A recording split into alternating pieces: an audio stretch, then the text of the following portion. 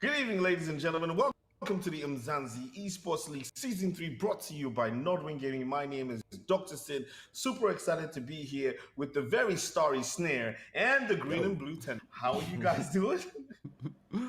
As ever, I'm just really impressed by your intros, man. Like, it's been ramping up as we get. We need like an intro playoffs for you once we get to the end of the season. I'm pretty sure the production team has like my highlights for the season. That's going to be nice and really fun to watch. But I'm great. Tender's always good to have you back, to see you again, my man, my brother from another mother. Today we are talking FIFA 21. First, let's take a look at the schedule for today. As we can see, ladies and gentlemen, today's broadcast kicks up with the FIFA 21 tournament starting in less than 2 minutes, I think, or so right now. And then we're moving on to the PUBG Mobile segment, where we have 3 games for you on Erangel, Sandhawk, and a Miramar. And our players are playing for this prize pool, which you're about to see next on your screen. It is a whopping $17,500. That is the Season 3 prize pool split amongst FIFA 21, which is $2,500, and the PUBG Mobile prize pool is $15,000. Big bucks up for grabs. As I said before, we are in the FIFA 21 segment, and today we have an amazing matchup between Masoom and Unfazed. Unfazed has been brilliant in the championship so far, but Masoom has a lot of work to do. Let's take a look at the standings, and Snare, you can talk us through this one and tell us what exactly is the dynamic between these two players today. So as you can see, the two of them are sitting at 3rd and 4th respectively. However, they are equivalent on points. It's only really goal difference that separates the two of them at this point. Masoom, of course, is the one that went on to utterly demolish Darth Mayhem, so that's why he has this astonishing goal difference. So that means that today's stakes, whoever wins is guaranteed 3rd place. If it's a draw, Masoom stays in 3rd place. So it means that Unfazed has to chase the game if he wants to change his position on the table right now. And Masoom will just have to make sure he doesn't lose. So I love these kind of matchups where one player doesn't have to lose and one player has to win. It makes it more exciting. It's definitely exciting, and I must apologize to Masoom. I said he had a lot of work to do, but I think he actually has the least work to do with a goal difference of 12. I was probably thinking Mobizilla right there. But today's game is going to be really hot because these two players are known for bringing in on the style. I mean, Masoom has been banging in those goals and literally embarrassing people in this particular tournament. Like, Tendo, what does Unfazed have to do today? Yeah, I mean, it's a tough one to call without actually getting to just, see the two up against each other, see how they feel each other out. So I think in the beginning, we'll see a little bit of them just, trying to open up some space, trying to get some runs in. I'm sure they'll utilize the main attacking forwards that we've been seeing lately, the Atals, the Mbappes, the Neymars, and really try to utilize them to crack them down. Because I think this is going to be one of those games where I think, regardless of how almost evenly matched they are to some degree, one of them is going to have a higher retention of the ball, and there's going to be that person that has to kind of work on that attacking football. And I'm just curious to see who that is going to be. Well, I know for a fact that the match is definitely about to kick off and it's going to be super exciting. While we get ready to cross over to the match and the FIFA field to see exactly what is going to play out between these two people, I want to remind everyone that the tournament, obviously the points are calculated over 2 legs with the aggregate score representing the winner for today. Now, these guys are fighting for, like we showed earlier, won the prize pool of $2,500, and that's not small money. So I'm going to leave you guys in the very capable hands of Snare and Tendo as the match kicks off between Masoom and Mr. Unfazed. Let's go, Tendo. You hype? You want to see? I mean, the last time that we had an outing together, we saw one of the very exciting match. It was 5-6. It was close. One mistake ended up actually determining everything. Do you think we're going to see something similar again here today, or are we going to have a more decisive winner? I know you said that you think it's going to be very contested in terms of possession, but put yourself on the list. Who's winning? Who's winning? Very hard. I think so far, just because goal difference wise, and I mean, look, if you're in this Umzansi Esports League, it doesn't mean you're an easy opponent. So everybody is definitely a high competitor in this one. And I mean, after seeing what Masum did to Darth, you got to give it to him, I think, in this one. I think he's got that little bit more of that edge on him. And I think he's, you know, a little bit more explosive when he's given the opportunity. So I think this is going to be pretty exciting. We're going to see how this one is going to pan out to the two of them. In action right now, we see Unfazed currently on the ball here, trying to do his best to build up the play as much as humanly possible. You always want to be opening up goals quickly, playing in a game against someone like Masum, who we've taken to calling the Iceman because he doesn't lose his composure, but same is also true of Unfazed. The first goal could determine everything.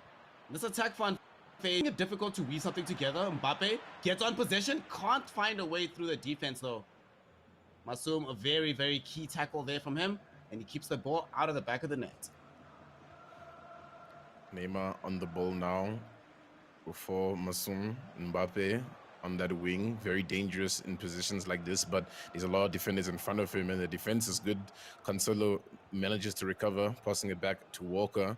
I quite enjoy the Unfazed, you know, defensive lineup. It's a little bit unconventional, I think, compared to what we've been seeing in the Umzansi Esports League so far, I think, here, Snare. But there's a big attack coming in now from Unfazed with Neymar on the line. Oh, can't pull it back. Hard for a goal kick. A little bit too much there. It ends up getting the better of him. It goes out into a goal kick. But yeah, like you mentioned, there are some players that he uses pretty much exclusively. Yes, he does have Joao Cancelo, but Luke Shaw, not someone that we see all the time. Kyle Walker has been very hit or miss for a lot of other players. In the way he plays his defense, leaves a lot of space for people to run into, but makes it very difficult to pass him when you actually get into the final third. And that's exactly what we mean. So much space for Masum to run on the ball, but it's very difficult for him to do anything with it once he gets to this danger area. Yeah, and I mean, that kind of strategy also commits a lot of the players forward on the attacking side here. Ooh, my goodness, what a curler that one. Right there, Tao scoring, big one for Masum. And he's starting it up. Here he goes. As soon as he starts to feel the game, you'll see him. He'll start to explode. He'll be comfortable on it. He's not afraid to also let Unfazed attack in this situation as well, because he knows his defense is good for it. He knows his counter-attack is good for it as well. So he is in full control so far from what I've been observing of the game. Masum coming out strong right now, showing that the previous performances have not been flukes, and he's also good for the money against the strongest that the league has to offer. With the 1-goal lead right now, especially exploiting the way that our boy Unfazed defends to make that goal happen, we'll be putting a lot of pressure onto Unfazed, so he needs to try and make something happen with this ball. Some space here on the attack, lots of attacking players in, but Masum also ready with defensive players, and look how deep he's dropping in with this. There's pretty much no space to move, no space to dribble, no space to pass, and like you mentioned, he doesn't necessarily care if he has to go in for an immediate counter-attack because he's the one that got the first goal, so he's not the one that's playing under pressure right now. Mbappe cuts through, and it's a great shot.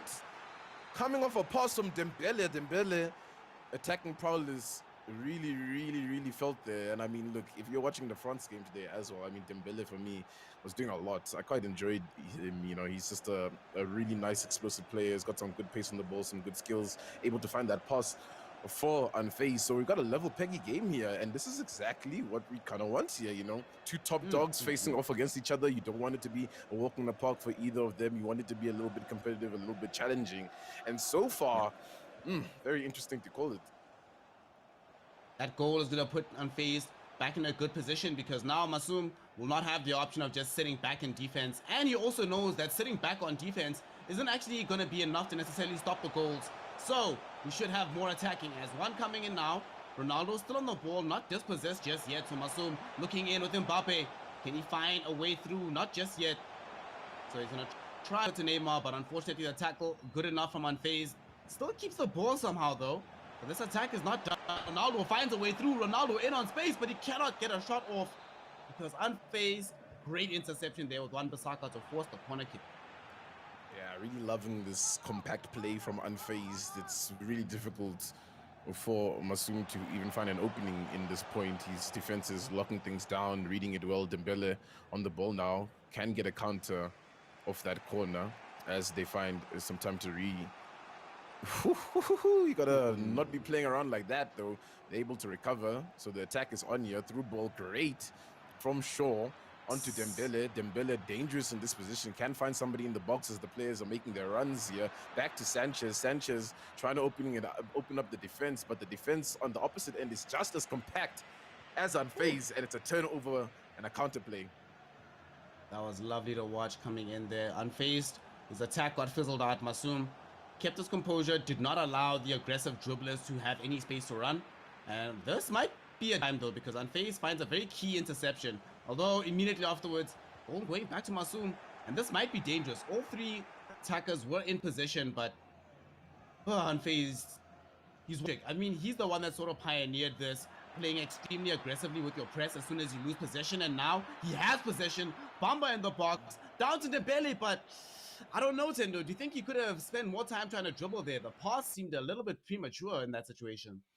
Yeah, I mean, maybe it's just one of those situations where, you know, I think we see a lot of dribbling in this Umzansi Esports League so far. So maybe he just thought to himself that maybe this is the right opportunity to make a pass. Unfortunately, Aphelion snuffs it out really well there and intercepts it. So that's just unfortunate for Unfazed in that attack. We're ending off the half 1-1. 45 minutes have been played here. And this feels like a real game of football. Just, you know, besides it being FIFA, it's tense. You know, the players are making these aggressive runs. The defense is compact. It feels very structured right now. It's going to take quite a lot to break this deadlock, and even more to maintain the lead that you fired off the two. We now get into the second half. It is still the first leg. So like Dr. Sid mentioned, we are playing on aggregate. A lot of time that's remaining for these players. That's why we see Unfazed sort of slowing down the play right now. Sort of not going to try force these runs. Play very, very carefully with the passes. Keeping possession here. And it's starting to look a bit dangerous. If he can thread a few more of these passes together, he could find himself in some very good territory. Pass gets to Neymar. Inside the box. Inside into Mbappe. Mbappe looking for the roulette. Cannot make it happen. Mbappe gets the tackle. And Masoom gets to stay clear on the back. So Masoom trying to create something with this opportunity. Great defending coming from his side. De Bruyne on the ball, pushing it. Not really any options for him to work with, but he is able to find a pass back onto Neymar. So now Masoom looking dangerous, but not dangerous enough as the defenders are able to snuff that out. Yeah, Cancelo just in the right spot there, ready to pass the ball forward onto their own counter-attack. Mbappe has that pace, kind of outrunning his defender here, but the defender's doing well to recover on the side of Masoom, and it's going to go out. Nice defense from Masoom. Really like what I also saw from Unfazed there, where he kept the man marking going with the one defender on one Pisaka, and then ran over with Renato Sanchez to steal the ball. So he's adapting his defenses, making it harder for Masoom to play, and now might have found some space. The pass did get snuffed out, but he's still in possession. Neymar, can he get through here? Gets the ball forward, gets the shot, but it goes wide. Woo, I thought that was going to be the second goal, but Unfazed, he just can't make it happen just yet. Yeah, not just yet, unfortunately. It looked like a great attempt, but unfortunately it goes wide as now Masoom's able to make something work from the middle of the field here with De Bruyne. But he's getting closed out quite well, seeing that Unfazed defense is now pushing towards that middle. He's trying to hold Masoom in the middle of the pitch, not allowing any of his attacking players to make any of these runs that would be so dangerous in a normal circumstance. And it's just a bit of a passing play here. Ronaldo on the ball now. Neymar being dangerous with it. Ronaldo back with it. What can he do in this position? Ronaldo maybe lines up for a shot, but no, the defense is there. What a tackle. Woo, that was very high press coming in from Masoom. The tackle was at the last second, but it is good for the money. It's a very high pressure situation himself in Unfazed, right now. As now Ronaldo looking for a way through. Is he in on goal just yet? Trying to step over this ball. Buy as much time as possible. Gets the shot off, but Nicholas Pope able to divert it away from the goal. But Unfazed, the style of defense is going for right now requires impeccable concentration. He can pretty much never drop off in terms of his focus. Otherwise, he'll absolutely be ran through. It's working for him so far. But if Masoom can stay patient and his chance has come, no, it will be denied though. As off the volley, it still does not get into the back of the net because the defender was there. And suddenly, Tendo, is this going to be a counter-attack from Unfazed? Unfortunately, the defense is able to reset really well from Masoom. So this counter attack is snuffed out, and they aren't really able to work from that. Unfazed going for that spectacular shot. What the scenes would have been if he scores it, but you know, I mean, Masum going for the spectacular. So now Masum can build up his play once again.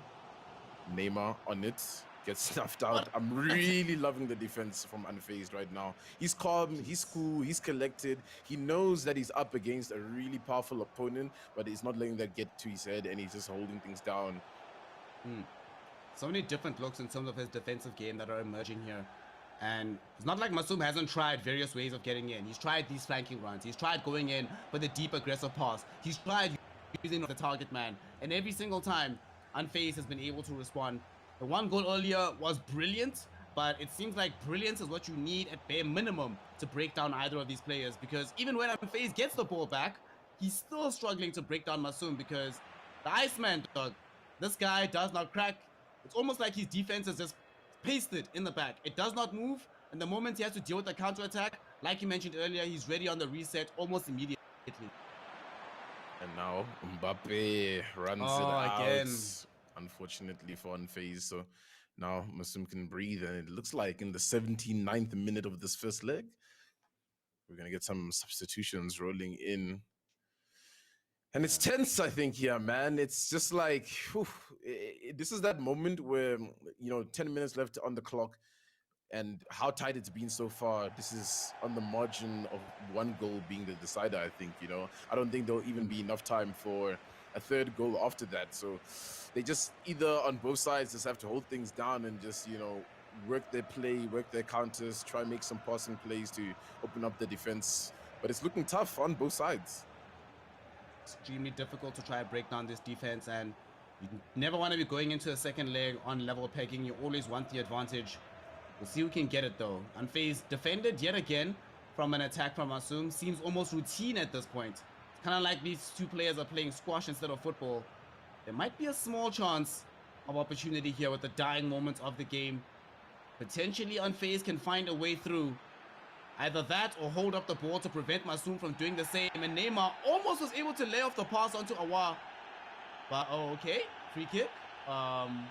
Okay, Tendo, what happened? What was the foul? I'm also a little bit confused. Maybe handball was called there in that situation. Not sure. But Mbappe, that was a really nice set-piece play. It's just unfortunately the wall was still in front of him there where he was. And that could have been the decider. 86 minutes on the clock. Mbappe with the ball on the side of Masum. Can he make something work from this? Dying embers at this point. To brain on it. The field is looking a little bit stagnated on the side of Masum. No one's making any attacking plays. No one's looking for a deep run. Atal on the ball. Yeah, could be the closer. Yeah, with Ronaldo. He has the opportunity to take a shot. And Ronaldo, no way! In the right place, in the right time, closes it off here. Surely. Oh my Masum. goodness. Ice don't crack like that, baby. Masum. At the end of the game, you were mentioning it, that the way he's been attacking this entire time, he changes it up time at the very end. He suddenly is not running. He's not trying to go for aggressive moves. He's not trying to find space. He's just slowly building up the passing play. Gets it to Ronaldo. Gets it into the back of the net. Oh, I feel so bad for Unfazed right here. He almost scored a goal with that final set piece, but Masum, think about what happened for him in that last 30 seconds. On the one side of the pitch, he erects the walls of Jericho, keeps the net clear, and then on the other side, immediately goes to score the goal and wins the game. What a player. What a guy. What a guy. Yeah, That was incredible. I mean, it's tough, especially for Unfazed to go down like that. Sometimes you're doing everything right up until the last moment where it just all comes crumbling down. And FIFA is a big patience game, and if you lose any of that patience along the way, it's just going to sink downhill. And I think that's kind of what happened towards that latter stage. Oh, a very, very close affair that we had here. We were speaking about it a little bit earlier, that Unfazed, in terms of how he was defending, in high intensity, high focus, he could not drop off for a second, and he did. Ends up being 2-1 for Masum in the first leg. It is, though, only the first leg, so he has an opportunity here on Unfazed to still come back into this one. Given, like you were mentioning, he didn't make that many mistakes, right? Given when the goal happened, how it happened, one can even be forgiven and saying it's not really a mistake, right? It's the end of the game. Things were kind of scrambly. The might not allow for those small inches of space. But if you're on phase right now, you're his coach, Tendo. Does he change it up? Or does he go back into this one being like, you know what, I was hard done by that game, but I do exactly what I was doing, I actually will get a victory? Yeah, I mean, that's a tough call sometimes, you know, if you're a coach that looks at a game like that where it should be 1-1 on the scoreboard, but it's that final moment where it just all goes south. So let's start the first half, I think, in the second leg, the same way you've been playing, see how that goes. If it maybe ends 0-0 in that half, or, you know, whatever the scoreline may be, maybe it leans towards unfazed in this situation to draw it up. If it's in that phase where it is drawn up, I think the playstyle is working. I think everything is fine. You just have to find your moments and hold your composure and your structure a little bit better. We'll see if the Coach Tendo advice will be taken by Unfazed here as we get ourselves into leg number 2 and see whether or not Unfazed can come back or Masoom can put this one to bed. Obviously, Masoom, he probably won't feel like he has to change anything. He's very happy with how things have gone so far. And in the opening minutes of the game, with Unfazed being on the ball, we know that in FIFA, some of the most dangerous moments are right after a whistle blows. I think, though, for the most part, Masoom has been able to withhold this pressure and withstand it. We'll see, though. It's a very slow attack here, though, Tendo. Seems like Masoom is also trying, or Unfazed is also trying something different in terms of how he gets forward. Yeah, indeed. Trying something just tiny little bit different. Mbappe in a good spot, but just too many defenders around him. So now it's going to be Masoom on the attack. What can he work from this? Essien on the ball. Fernandez, Aposhes, Mbappe. And there's a bit of a running play in the middle, but the defense is doing well to fall back right now and to hold in the middle. But Neymar, dangerous in positions like this with Mbappe to link up with. What can they do? It's really tight. Ronaldo, the winner of the last game, here in front again. The dribbles! Oh my God. It's like magic. It's like butter. The way he slides it in there. Man, oh man, Ronaldo sliding it in with smoothness. Like he's playing jazz right now. What a player. What a player Masoom is as well, to find that opportunity. And it seems like he's broken down how to get past this particular way of defending that Unfazed is deploying. Ironically enough, slowing the game down to an almost absolute crawl, and until Ronaldo space to try to dribble your way forward with him and him alone seems to be working. Twice now, it succeeded in getting goals for Masoom. So Unfazed, not only does he have to adapt defensively, he needs to do something very different aggressively, because now he's 2 goals behind, out of possession. It seems like Masoom also has taken a mental control of the game and not just control on the pitch itself. Yeah, and that's a big thing in the esports industry, right? It's mainly a mental game at the end of it, right? You know, we aren't physically on the pitch running. So once you've got the mental down, it's almost easy. You can almost take on any opponent in front of you, and that's exactly, I think, the mentality of Masoom, knowing how. Oh, there's a chance here. Neymar with the shots. Oh, the block is good from Edison. Short corner going to be played from Dembele. What can emerge from the seams as Neymar has the ball from Wan-Bissaka, and now Unfazed is trying to make something happen, but he's just getting closed down here. Masoom's just too good in terms of just holding the defense, holding his line. There's not really an opportunity and an opening for him to work with. Starting to see more and more why we gave him the moniker of the Iceman so long. Ironclad, super cold. Whoa. Doesn't? Oh, referee. That might be a yellow card. Yeah, there we go. That's definitely a yellow card for that one. But yeah, Masoom does not crack under pressure. Throw as many attackers towards him as you like. Attacking patterns, it does not matter. He's ready, he's composed, and now he's going to attempt another attack. Fortunately, it does seem like Unfazed is trying yet another defensive look, this time just rushing in to close in on the attacker. And now he's going to open himself up, got a counter attack, doesn't get the ball into the back of the net though. Dembele, his shot gets blocked on goal by Edison. 2 saves already to keep this game in favor for Masoom. Mbappe on the ball for Unfazed. Sanchez passing it down. It's just so tight. The defense is holding the line so well. It's just almost no room for him to work with here. But Dembele has been so strong so far for Unfazed. Really the key man here. Sends the pass down the middle there, but no one but the defense is there to clean that one up. But the counter is still on after the turnover at the back. Oh, that pass could have been good. Could have been an opener. That unfortunately, that interception, dude. Oh my god, what's happening? Tendo, I feel like if we just downloaded this game right now in terms of learning how to defend, I think we've seen, what, 4 or 5 different ways of defending from both of these players just over the course of these legs. This is incredible. Like, at this point, it doesn't feel like it matter as much as just the fact that Masoom has cracked less than Unfazed has in terms of his own defending. And now he might crack the defending again. Neymar in on space. The roulette doesn't go the way he thought, though. Oh, yeah, that's... I'm so impressed, dude. Yeah, it's a stellar game so far. You know, you can really see the skill of both players, and it's not like Unfazed is even getting run down. You know, it's not the Darth Mayhem story where he's just getting destroyed. He's really holding himself together. He's defending well, and I just think it's just that upper edge, it's that ice in his veins that Masoom has that's got the advantage of Unfazed right now. So yeah, I mean, if that ice continues to course through the veins, it's going to be really, really dangerous for Unfazed. But he himself is trying as much as he can here with the ball. Still the first half as well, so there's still a little bit of time to work. It's not all doom and gloom for him. He'll probably have the final say here in this first half. So he's going to try and make this particular passage of play count as much as he can. Gets it to Mbappe. Mbappe cannot find Essien on that because yet again closed in wonderfully by Masoom. The first half is going to end with him being in the lead, getting a single goal and increasing his lead overall to 2. 2 goals is not unheard of for a player to score 2 or 3 goals in a half. In fact, both of these players have done so more than once thus far in the Umzansi Esports League. So this final leg, it really does come all down to this one, right? He is going to go into 5 at the back for the formation here. Oh no, it's still 4 at the back. Okay.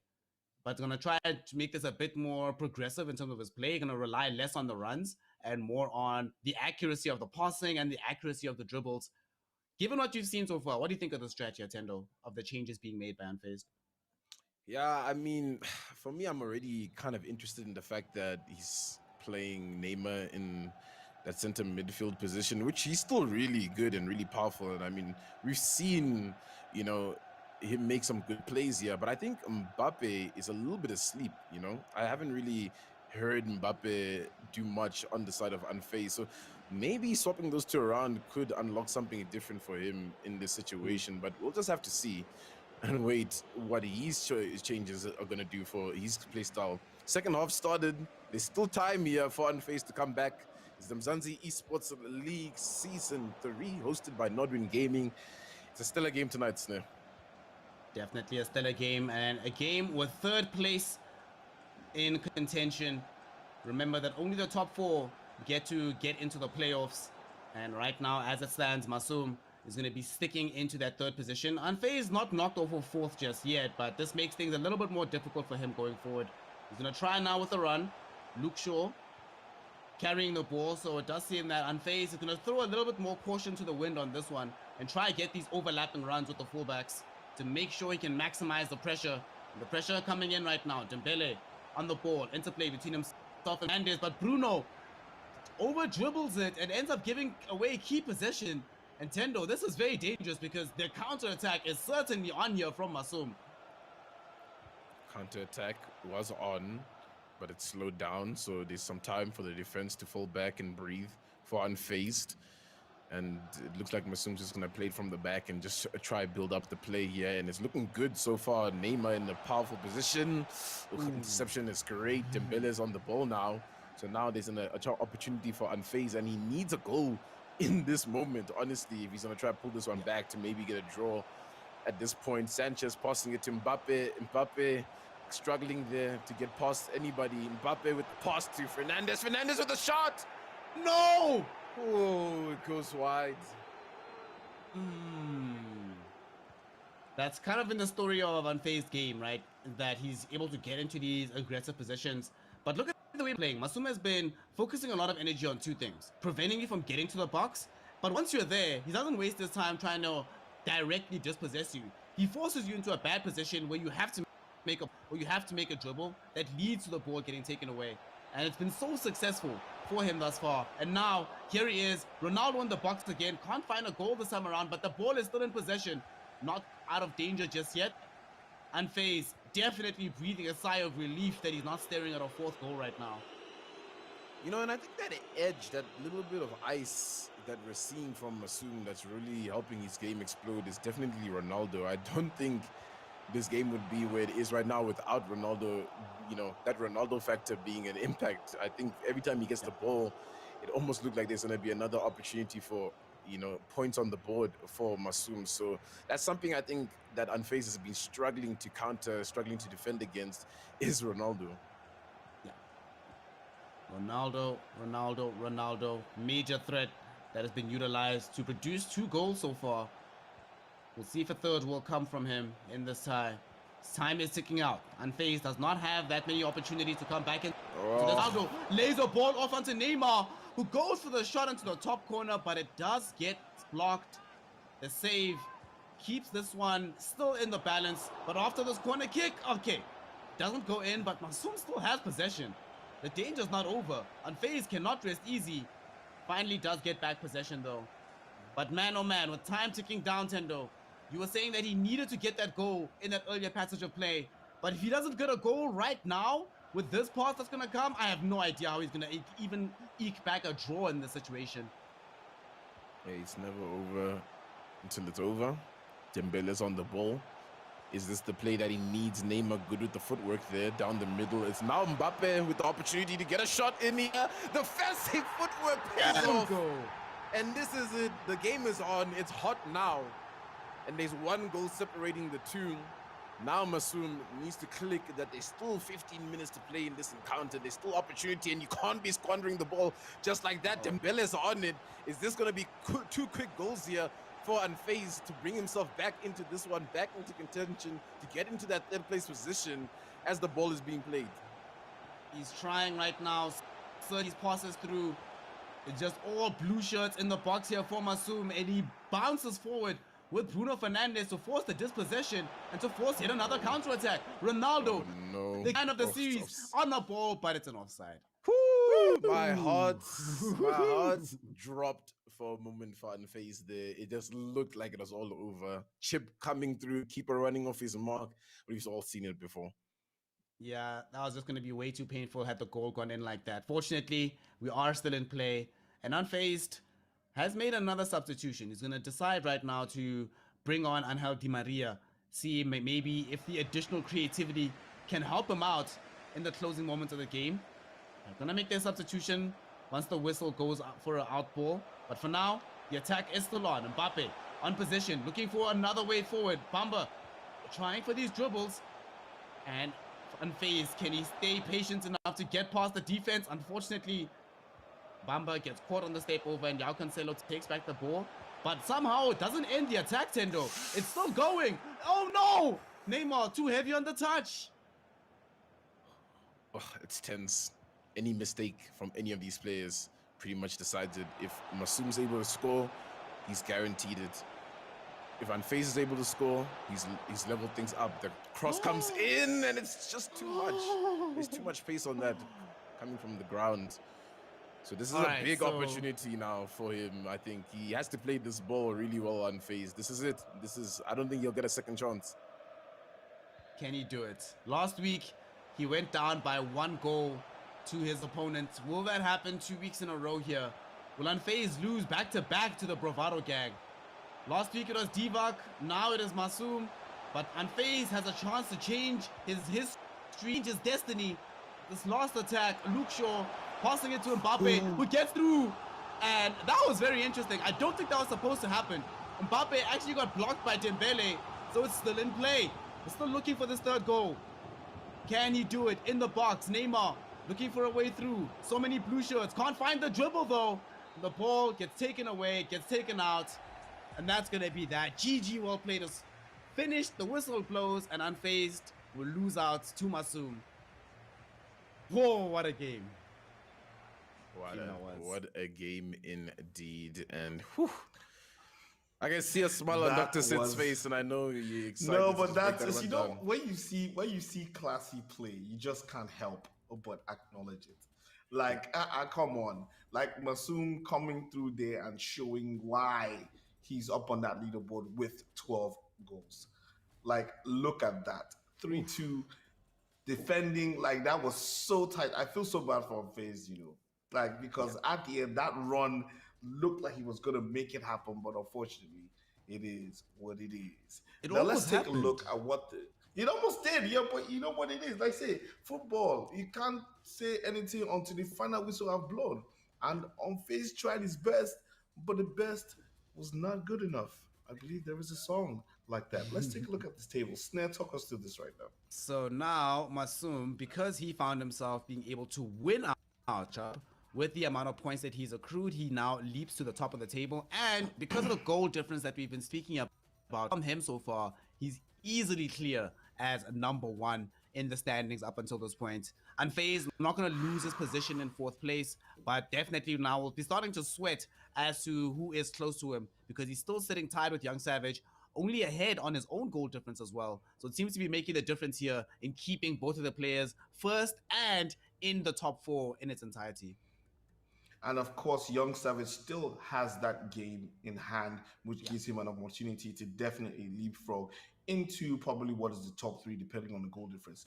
Let's not forget about the Beast Bianchi, who also has an opportunity to go way forward into the top number one spot.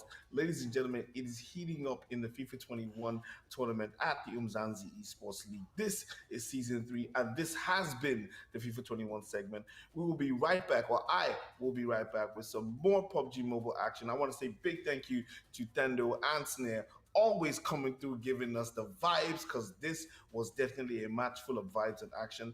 Thank you guys, and I'll see you tomorrow. Ladies and gentlemen, we will see you right back after this break with some more action at the Umzansi Esports League Season 3. It'll be PUBG.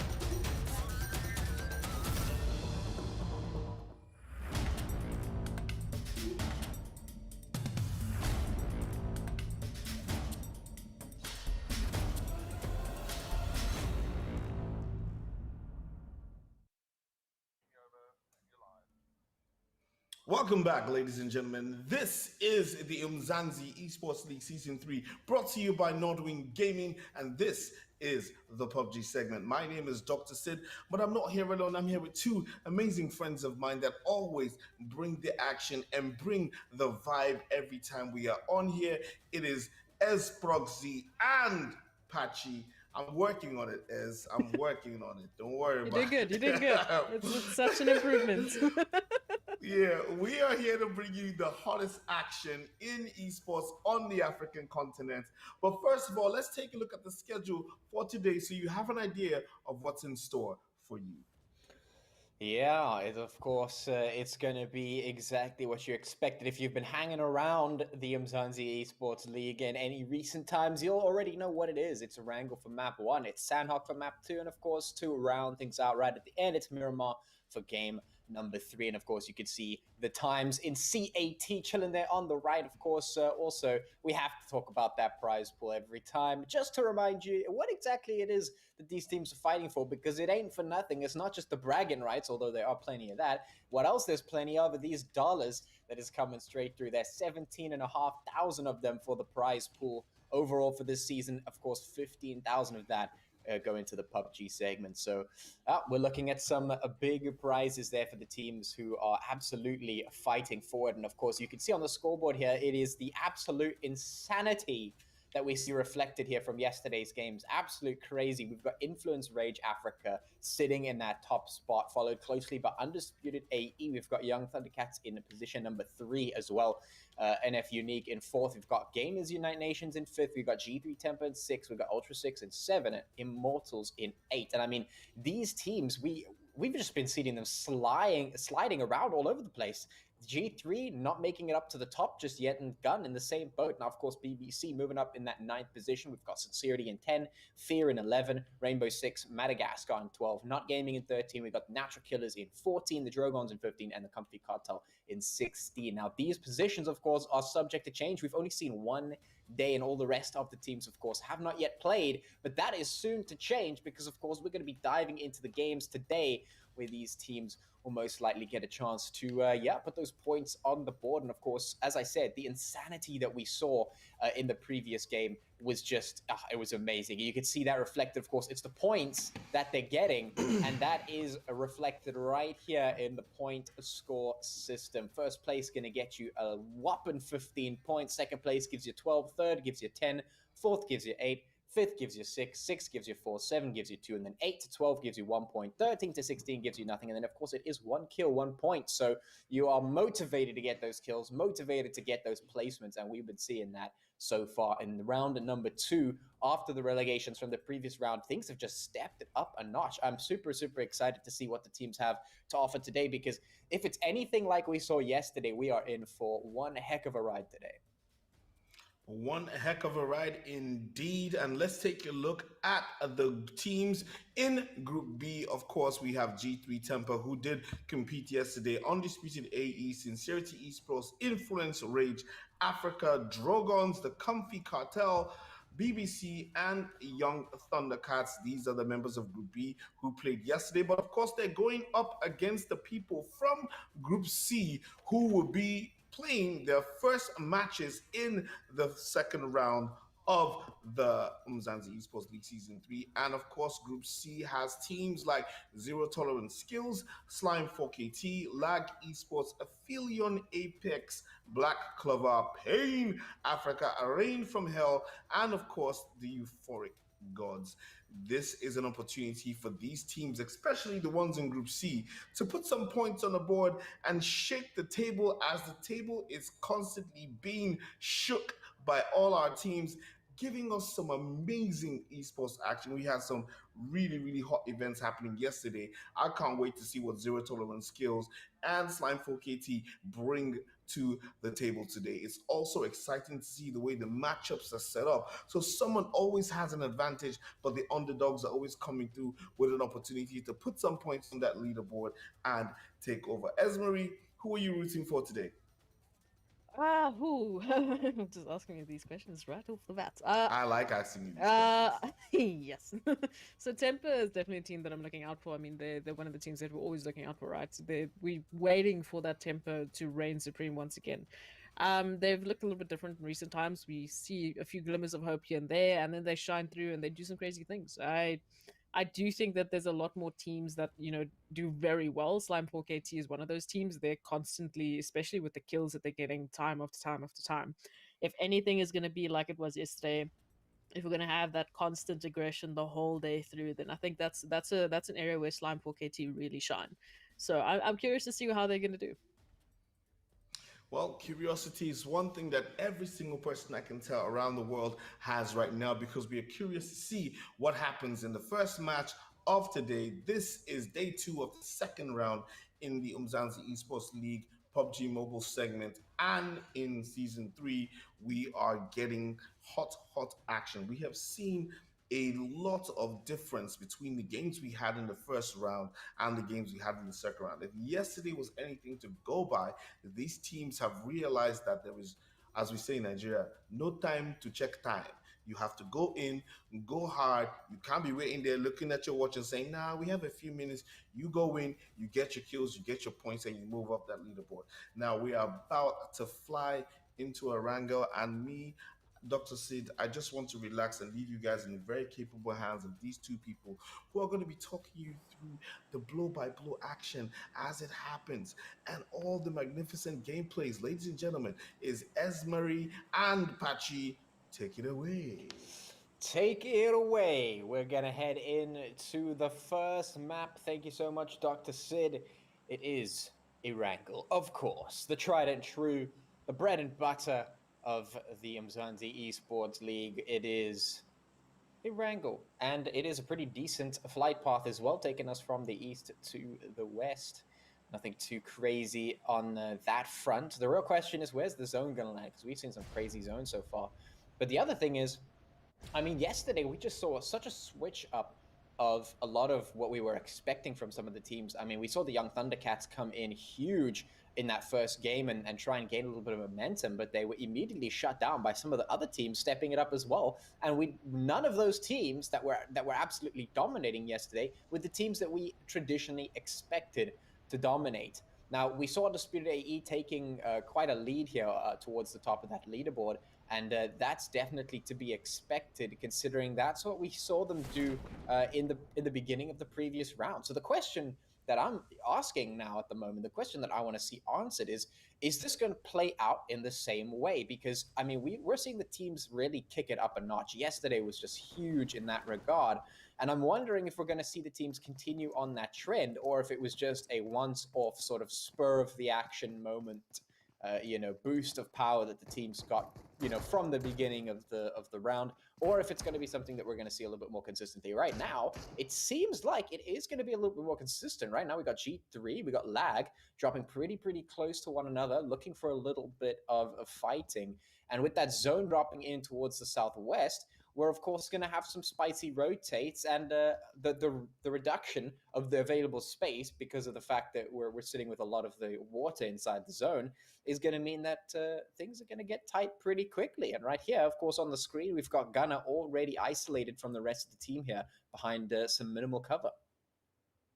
Yeah, it's already taken a little bit of damage trying to cross through. Lag, of course, they have all of the ability, all the buildings in their assignment now, and they've got the guns. They're just waiting for anyone to peek around. Tempo only running with 3 members per the moment, so unfortunately for them, they're already on the back foot in terms of numbers. Those smokes going to be popped, and Gunner is going to have to take a run for it at some point or other. You can see A-Man just waiting for any sort of indication, but the smokes are good. Gunner's going to be getting out of it. Some covering fire from his teammates will help him out there because he needs to get some loot ASAP if they're going to take this fight. And I mean, it's an interesting one to see because everyone has literally just dropped. Already damage has been dealt. So taking this fight could be, a bonus, or it could be potentially the end for one of these teams. Lag do seem to be just backing off just a slight tad, waiting for Gunner to potentially, get some loot, as Temper as well, taking the rotation. They don't want to take this fight at the moment. I don't think Gunner has any sort of equipment really to work with. I mean, surely there's not a lot left in that tiny little bit of a space. So both teams just deciding to back off. Don't take the fight now. Maybe a little bit later though. But we have seen a few people, taking some damage. Nothing too crazy just yet. Not a single person dropped as well. So couple of shots exchanged, but nothing too crazy. Was it similar to this yesterday, Patchy, or did the chaos already begin at this point? Oh, the chaos had for sure begun by this point already. At least things were warming up very quickly by this point. Uh, we did see a lot of careless aggression yesterday as well, and I think maybe that's what the teams are trying to avoid, because we did see some teams who took the win in the first match get knocked out really quickly in the second just because they were a little bit over aggressive. Now, it's not necessarily a bad thing. The insanity that was yesterday was very much attributed to the energy that a lot of the teams had moving in. They knew they had to perform. There's a lot of expectations now sitting on the teams because they've realized that it's not enough to just kind of play, pitch up, and then right at the end put in the rest of the rest of the Vuma that needs to go through to actually get you into where you need to be. You can't rely on that. A final push right at the end of the stretch, it's not going to be enough. And of course, now that we've moved in to the second round, we've moved past the groups and we're really into the stages where we start to finalize things. This is really where you have to start asking yourself the question, are you going to be able to put the work in? Are you ready to do what's necessary to get those points, to get yourself to the top? And a lot of those teams answered in the affirmative. They went absolutely nuts. Maybe it was just a situational thing where the teams were forced to be active, but I mean, it really felt like the teams had stepped up the activity levels to such a degree. I mean, they were moving around, they were doing stuff, and that's really what we expect to see here. We're only a zone deep, so it's still the beginnings. It's still early game right now, and you can already see that there have been some movements from these teams moving in. They're not afraid of meeting one another, not afraid of potentially taking some fights. You can see Scincerity here on the screen moving off across in the distance. Lag not really going to engage on that one, rather just deciding to let the team pass through. Definitely a wise decision if you're not ready to take the fight, but it is going to be one of the Scincerity players spotting out one of the players from Lag. So they're still going to know that the team's in the surrounding vicinity, and of course with that, the rest of the team pops out of hiding. A little bit of an ambush situation there, going to put some shots in, and Scincerity forced to retreat immediately. Do not want to get caught out in what could have potentially been a very, very difficult situation for them. So they smell the trap, and they are very quick to retreat out of that one. Lag going to keep themselves intact, and Scincerity going to be doing the same. So there's intent to move, but there's no full commitment towards the fights just yet. Nobody wants to get taken out first, and especially considering, well, if you go out now, and if you're one of the next 3 or 4 teams to go out, you don't get any points for that. So no one really wants to go out first, and it's really just a case of once we move past that threshold, then the teams will be a lot more willing to go looking for the fights and those points. No, it's exactly that. No one wants to be the first couple of teams to go out, especially as you said. I mean, with the added, okay, you did see August just flying across the map there, right? It wasn't just me. There was a very fast little player there going through it, but August, here it is, just flying through the maps, flying right through Lag's territory there, as Scincerity still taking a little bit of shots, still trying to just say how's it going. For the moment, I mean, as we said, from 16 to 13 place, if you go out, that's 0 placement points. So, I mean, yeah, maybe you got some kills in those fights that you decided to take early on, or maybe it's the complete turnaround. And, as we go into the first couple of games of, the semifinals, obviously everyone is really gunning to get their points up, because especially if you can get a lead early on, and I think that's what was in everyone's mindset yesterday, if you can get that early lead, then you've created a safety net for yourself. I mean, we saw that with Gun, we saw that with Tempo, we saw that with pretty much all of our top 8. They had such a beautiful safety net that they didn't really have to do anything. I mean, Gun didn't really bother with the last couple of games, because why did they need to? They had so many points, they were guaranteed going through to the next phase of the Umzansi Esports League, so why do anything? And that safety net really comes in clutch, especially if you're having bad games. You have something to fall back on. So I am curious to see who's going to be the first couple of teams to drop.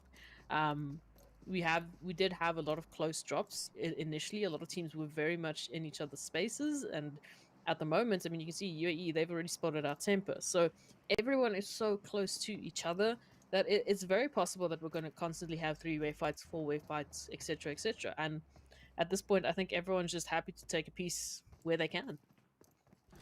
Yeah, I think one of the contributing factors that may come into the equation is the fact that amongst the first to fall earlier on, especially yesterday, were actually the big names. Teams like, for instance, G3, who actually went out first in one of the games yesterday, either the second or the third game, which is unheard of. I mean, that's crazy. You never see that happen. And I feel like that's potentially a little bit of a go factor for a lot of these teams. They see a big team like that drop and they're like, now there's space on the map. Like, let's go. We're not going to get taken out by these guys. Usually, if we step out of our little hiding place, these guys are nailing us. They're gone now, so we can just go ham, and everyone just steps it up. So I feel like maybe that is one of the go signals here, and that's what teams like G3, teams like Gun have to be careful of.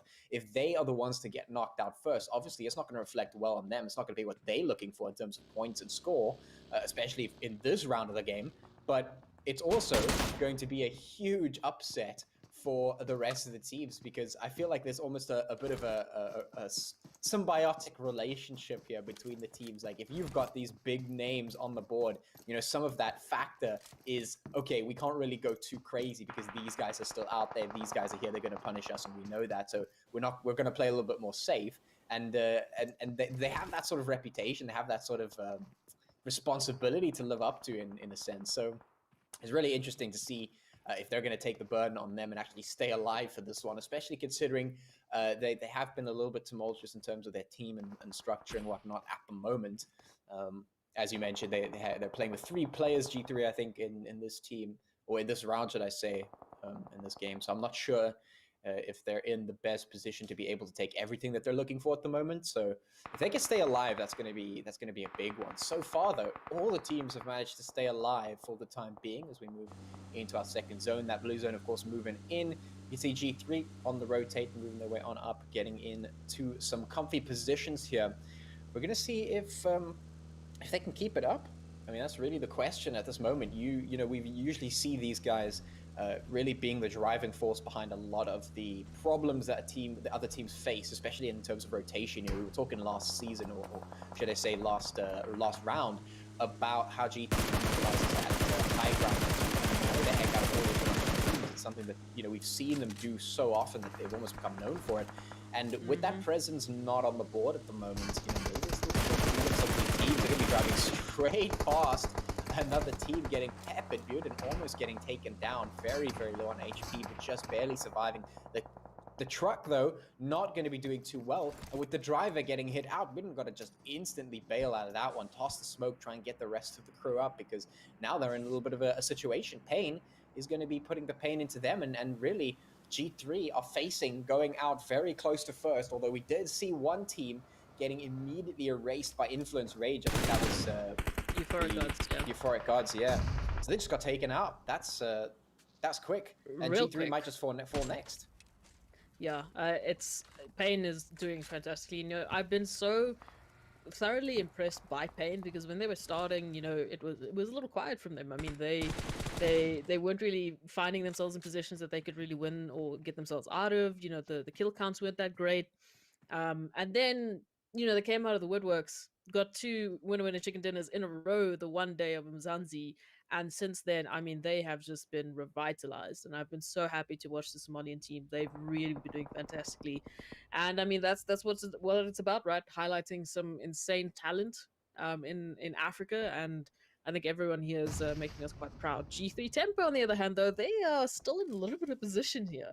They are sandwiched between UAE, sandwiched between teams coming through from behind. I think that's Scincerity. So if they don't take out UAE real quick, they're going to be in a position that they don't want to find themselves in. And Inspector, putting the final bullet in, Waylon, and now Six God trying to get the trade, but it's not going to be enough. G3 Temper is going to be your 15th team to drop out of a wrangle. So once again, going down quite early, and unfortunately going down with 0 placement points. Oh, Patchy, what do you have to say about that? Well, I mean, I have to say that. What can you actually say? I mean, we're in a position where it's like I don't really know what to expect anymore because these teams have subverted our expectations in quite a big 180 way. completely. Yeah, I mean, absolutely. But we love to see it. We love to see it because, and this is what I was mentioning yesterday before we went in. You know, Sid asked the question, are we going to see these teams step it up in terms of tactics? Are we going to see a change? Are we going to see a switch up? And I said, I think a lot of these teams have been holding back. I think a lot of them have been hiding their hand just a little bit to bring that surprise back out onto the field when it really, really matters. And, you know, this is where it matters. This is where there's no more room to sort of budge. You know, you have to put the points in now because it really does start to matter through the group stages. You've done the work. Now it really comes down to it. And instantly, shot puts are going to put some damage down, as well as BBC finding lag there in the kill feed. So already we're seeing those fights continue, and this is what I was talking about. BBC coming right up against lag pushing through, a little bit overextended here. Fantasy on the back line trying to hold down the fort as the rest of lag pushes up to try and take BBC down. Some shots from all across the board, they're going to make it difficult. One does go down as more to put the shots in, and this guy has a couple of MVPs for himself in the team, but it's Amen who actually takes him down, moves forward, trying to conquer the rest of BBC. For luck comes through. Can he find the shots that are necessary? They're aimless, and the rest of BBC need to close this fight out super quickly. And it almost is barely holding on. Can he make the shots, though? The answer is no. BBC going to find exactly what they were looking for, going to hold on to their life. But in the kill feed, things have been going absolutely crazy. Influence Rage getting hammered there as well. So these teams are getting right into it, and this is the pacing that we've come to expect from yesterday. This is the fighting that we love to see, and I think it only goes up from here. These teams have just been stepping it up time and again. Even in the the early round, sure, it's a little bit slower, than that, but that's what we expect. And suddenly they're back on the action. They flicked the switch. They're getting into the fights, and now we've got the Drogons sandwiched in between Pain and Scincerity in a pretty difficult spot, especially considering that zone's about to move in 50 seconds. Yeah, I mean, look, it's the beginning of the semifinals. We've reset the leaderboards. Everyone has clean slates. So with that, comes the clean slate of expectations. And I think you're right. We've spoken about this off camera as well. There's a lot of teams holding back, and there were a lot of teams holding back that unfortunately didn't make it into the semifinals, and they're going to kick themselves for it later. But now the teams who have made it through, whatever they've been holding on to, they are here to just show it and to shine. And I'm happy to see this change of pace. I think it's, it gets a little bit boring when it's only one or two teams that are always doing, everything. So, especially with the Battle Royale, it's fantastic to see that we've got such a change up. And yeah, Drogons now not in the best positions, as you said. 3 players for Drogons, and they have to deal with a full team of Pain and a majority of the full team of Scincerity. There's some nades being thrown. Oh, and unfortunately, 4KT going to be taking some vehicle damage there. Hopefully, they'll get that res up soon. But as the zone moves in, both Scincerity and Pain actually have to make a move, and they're going to have to go straight through Drogons to do so. Hopefully the sandwich will provide both sides the cover, the angle, the timing that they need to. But now Drogons actually in a position, they're doing pretty well. Young Thundercats as well, taking out Zero Tolerance. And Aphelion, it's crazy everywhere. I'm seeing Cartel coming through as well. What is happening? We are down to 12 teams in a matter of seconds, and there's still teams dropping. There's still players dropping. Yeah.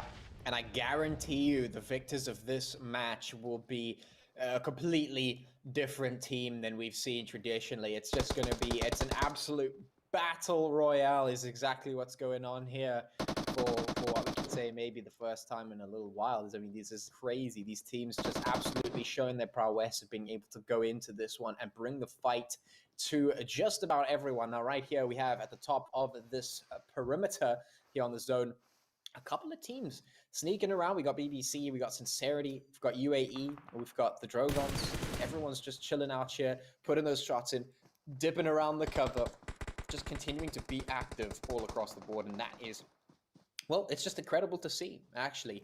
It really is seeming like these teams have come a little bit more alive than we were seeing them in the groups. And it's good to see. They're really active. They're really getting stuff done.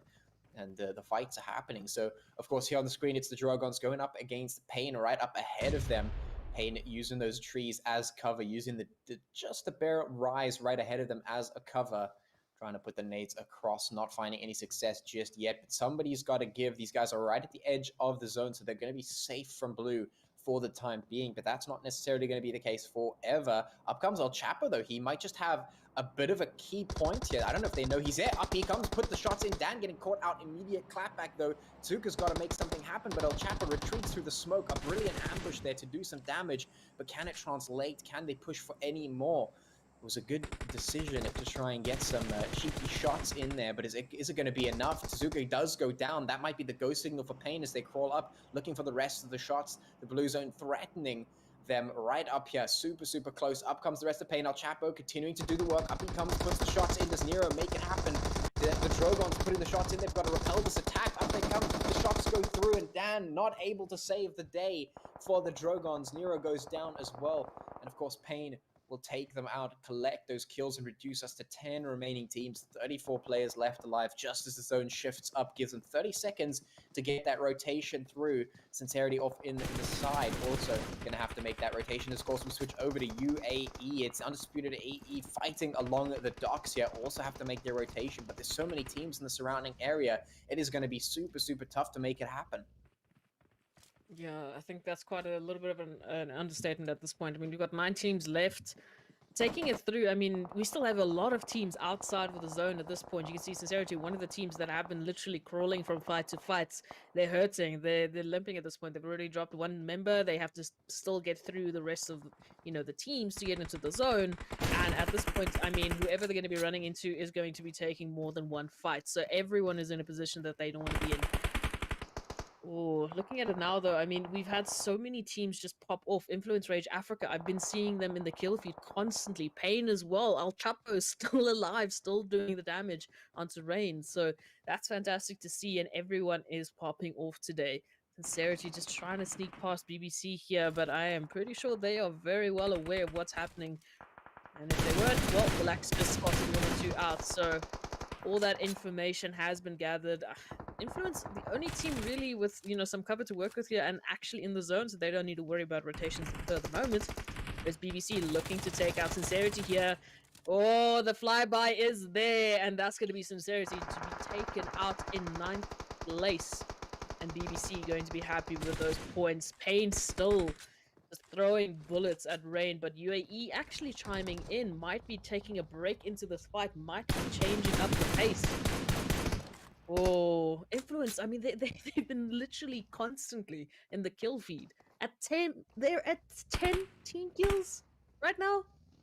You kidding me? Yeah. I think they're sitting at the top of the scoreboard as well, the overall leaderboard. I think if I remember correctly, they must be at the top, or at least very close there, but they're putting the points on the board. And it's great to see the team stepping it up in such a big way yesterday, really setting the bar. And the teams have just stepped up once again today to meet that bar. So, of course, we've got 8 teams remaining as that zone closes on up, right up here towards the coastline. That means half of the zone is actually water, which means they're going to be absolutely sandwiched up against the coastline at the moment. Influence Rage taking a little bit of damage as the rest of the teams rotate on in to try and get to safety. UAE moving up. Influence Rage on the one side. We've got the Comfy Cartel off on the other side as well of that beach, trying to hold up. The smoke's going down to obscure that vision as there's very minimal cover. Hainsley coming up, putting the shots in towards UAE as they make their approach, trying to get inside the zone, but trying is not going to be enough. They have to be successful, and there's so much resistance. They just cannot make it happen. The Mini 14's going absolutely nuts in that kill feed. Pain getting taken out there. We've got 5 teams remaining, and those kills are just coming in, rolling in that kill feed. One by one, these players are falling, hitting the ground absolutely down and out. UAE have been wiped out, all but one. We've got Sahil by himself there to keep the team alive, just barely by himself. Influence Rage here have a little nook of heaven for the time being, but they also have to make a rotate because they're just outside of the zone, which is a little bit of an issue. Of course, they do start to make that rotate using very minimal cover, but at least the intention is there. They're trying to stay alive. It's working for the time being. Got Black Clover up on the one side. They're getting peppered just a little bit. Hamadi and the rest of the crew going to hit the deck, make sure they stay just behind that line of sight, but they have to be careful. They've still got teams on the approach from the north who are just inside the zone for the time being.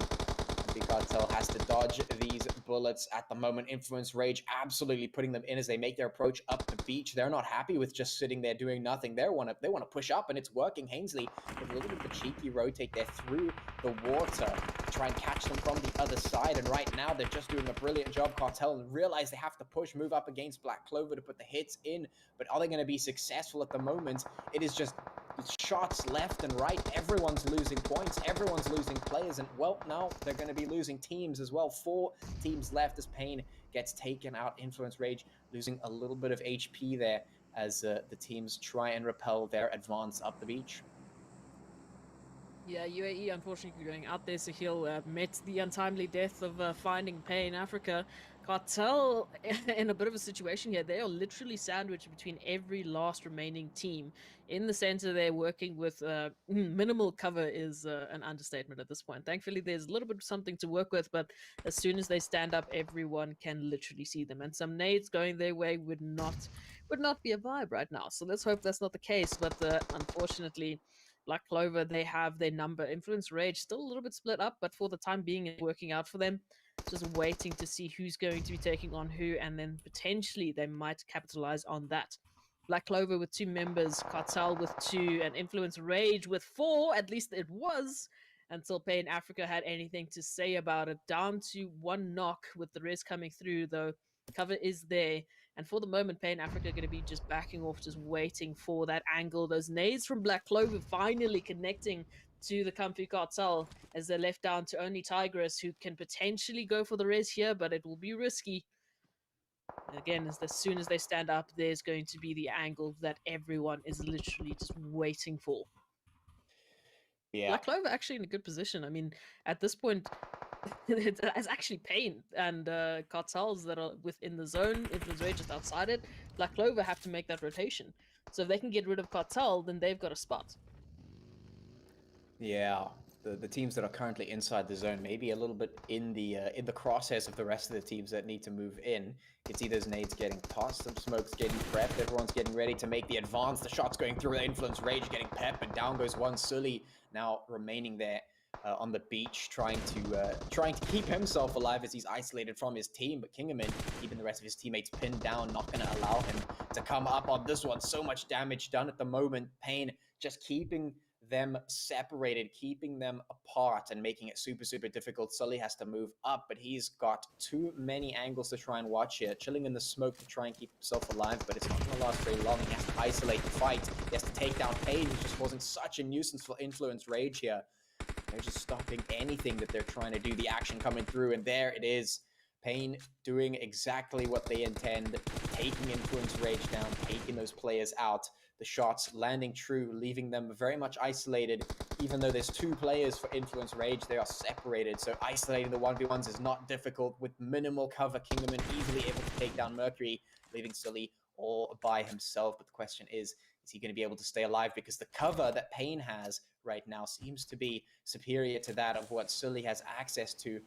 He's got a bit of those hedgehogs there to use, and then, of course, that buggy. But is it going to be enough? Black Clover here, of course, still in a decent position. They've managed to stay alive here with the help of that inclination, or that incline there of the terrain, just keeping them alive. But Pain, they've got a giant tank right in front of them. They could stay alive for as long as necessary. And Sully and the play zone going to make sure that Black Clover has a difficult time of it too. This might just be a game that Pain can throw away if they're not careful.